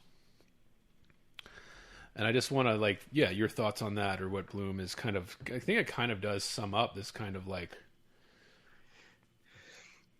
everybody's going for this, right? Even with the kind of political frameworks that everybody's using now to criticize, they're going for this perversity by doing that, you know? Well, but it's not this actually perverse, you know, like it's not, yeah, what were you going to say? this is like well-trodden territory for me, but like, so I'm sure everybody will have heard me say stuff like this before, or read stuff like this, but like, there's something to do with like the conception of the self in contemporary, like liberal society, in terms of like, how best to put it, like a vision of what the self is and what it ought to do that everybody sort of like takes for granted. Which is that like people should be able to kind of achieve their desires, right? And this is like a strong component in the sort of self-image of like liberal democracy as a proposition, right? Is that everybody should be able, it's like the pursuit of happiness. People should be able to achieve what they want, Right. and people should have like choice between different things as well. And I'm not saying that those things aren't important or it's nice in some informal level to be able to choose between different things. I'm not going to deny that, but the problem is as the Rolling Stones once sang, you can't always get what you want, and that's like a fact of existence. And it's a fact of existence that does actually transcend, political ideology or whatever. And it's something that we all have to sort of contend with. Is just like the limitation of being. And the problem is that in the context of like liberal society, where there's such a high premium placed on being able to achieve your desires, that causes an abnormally intense level of kind of dissonance within yourself, because even though ostensibly there's nothing wrong with anything so long as everybody is consenting and everybody agrees to it and you're not hurting anyone, if then you can't achieve something that you want to achieve, if you can't achieve a certain desire, it doesn't feel like oh, you tried and you failed, that's okay. It feels like you've actually kind of transgressed so terribly that it's actually unspeakable, right? Like it actually intensifies the sense of failure, of like, if you can't achieve what you want in a society where everybody is supposed to be able to do that, then it must mean that what you want to achieve is either abnormally and unspeakably wrong, or that you are abnormally and unspeakably wrong. And so yeah, like I think what he's alluding to there when he talks about people being pseudo-Gnostics is he's probably referring to the sort of growth of like countercultural radicalism that I imagine was developing around him, Right, or contemporaneously. And he, in his typically Bloomian way, he just sort of like takes note of their like cosmological worldview without making any moral judgment one way or another, And he also kind of suggests that poets are like well, he says they're perverse, and he also says that, you know, a humanist morality would condemn that perversity. Right. But he doesn't say, and he probably is also a humanist. But, you know, again, what is admirable about him as a writer is that he doesn't strain himself to like reconcile these contradictions. He's just happy to observe them, you know. And I think that takes a certain toughness of mind that not everybody has, to just be like, yeah, well, you know, this is just the way it is. So absolutely. So whatever. But yeah, like, so, you know, I don't particularly like to use this term Gnostic, because I think it's slightly overused, but we understand what he means by it. And it is the relevance of it to now is the way that, like, the average person is obliged to sort of weave this story around themselves in which they are this, like, ideally free agent who right. operates from a position of ideal freedom at all times. And then the way that's like the forms of social etiquette that have developed around that, which are about preserving that myth of this is an ideally free person, whilst also negotiating the fact that we all inhabit this world of lack and desire, and we are entangled with other people, and we need other people, or we want other people, you know, and the injury to our like satanic pride that we need other people, right? And the forms of politeness we've developed to deny that to ourselves, and all of the sort of, you know, social problems that are downstream from that, right? Absolutely. Where like the people who point it out become scapegoated. Because they're exposing all of these contradictions. Absolutely, that's fantastic. Any final thoughts, Yeerk? Or just thank you so much for having me on. It's been a pleasure, and I'm so glad that we finally got to it. I'm sorry, I hope I didn't ramble incoherently too much. No. It's I mean, yeah. Thank you so much for taking the time. I love that we've had this hours long now for this conversation, because Bloom deserves it. Yeah. Drop your handles for people out there. Where can people find your stuff? Find you and your, okay. So, let me break this down for you. It's you can find me on Twitter at PYEERK.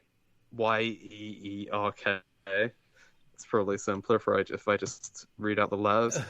And then listen to my podcast, Bistro Californium. You can find it at patreon.com/Bistro Californium. And this is very important. It's Californium, not California. And yeah, there will be a new episode dropping soon. But if you subscribe, then there's a good 70 episodes to get through. Fantastic. So, yeah. And yeah, thanks very much. Yeah, thanks for doing this, man. This has been a whole lot of fun. We got to have you back now. Maybe we'll have to do a map of misreading next or something. Pleasure. Yeah, I'd be totally down for it. And yeah, please come on my show sometime as well. Anytime, man. Anytime. Yeah, would love to. Especially, I mean, this has been so much fun for as long as we've sat doing it. I mean, I mean, we could keep going. I know, like for hours. I mean, I could, yeah. But yeah, man, this has been awesome. Oh yeah, well, real pleasure. Yeah. Of course. This has been another episode of Heavy Board.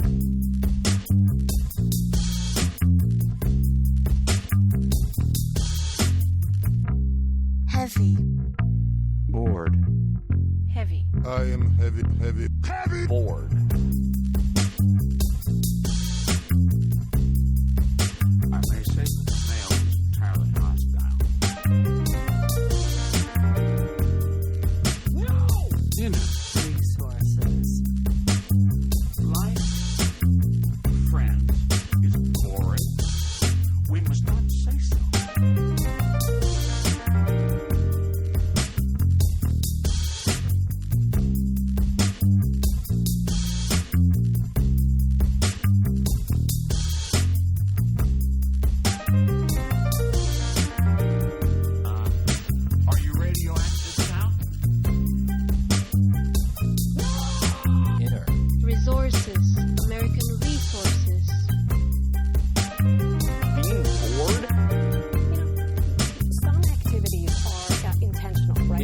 such a lack of gratitude for life. Bored.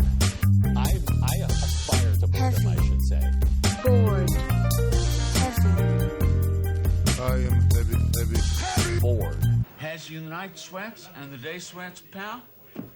Pal, I do.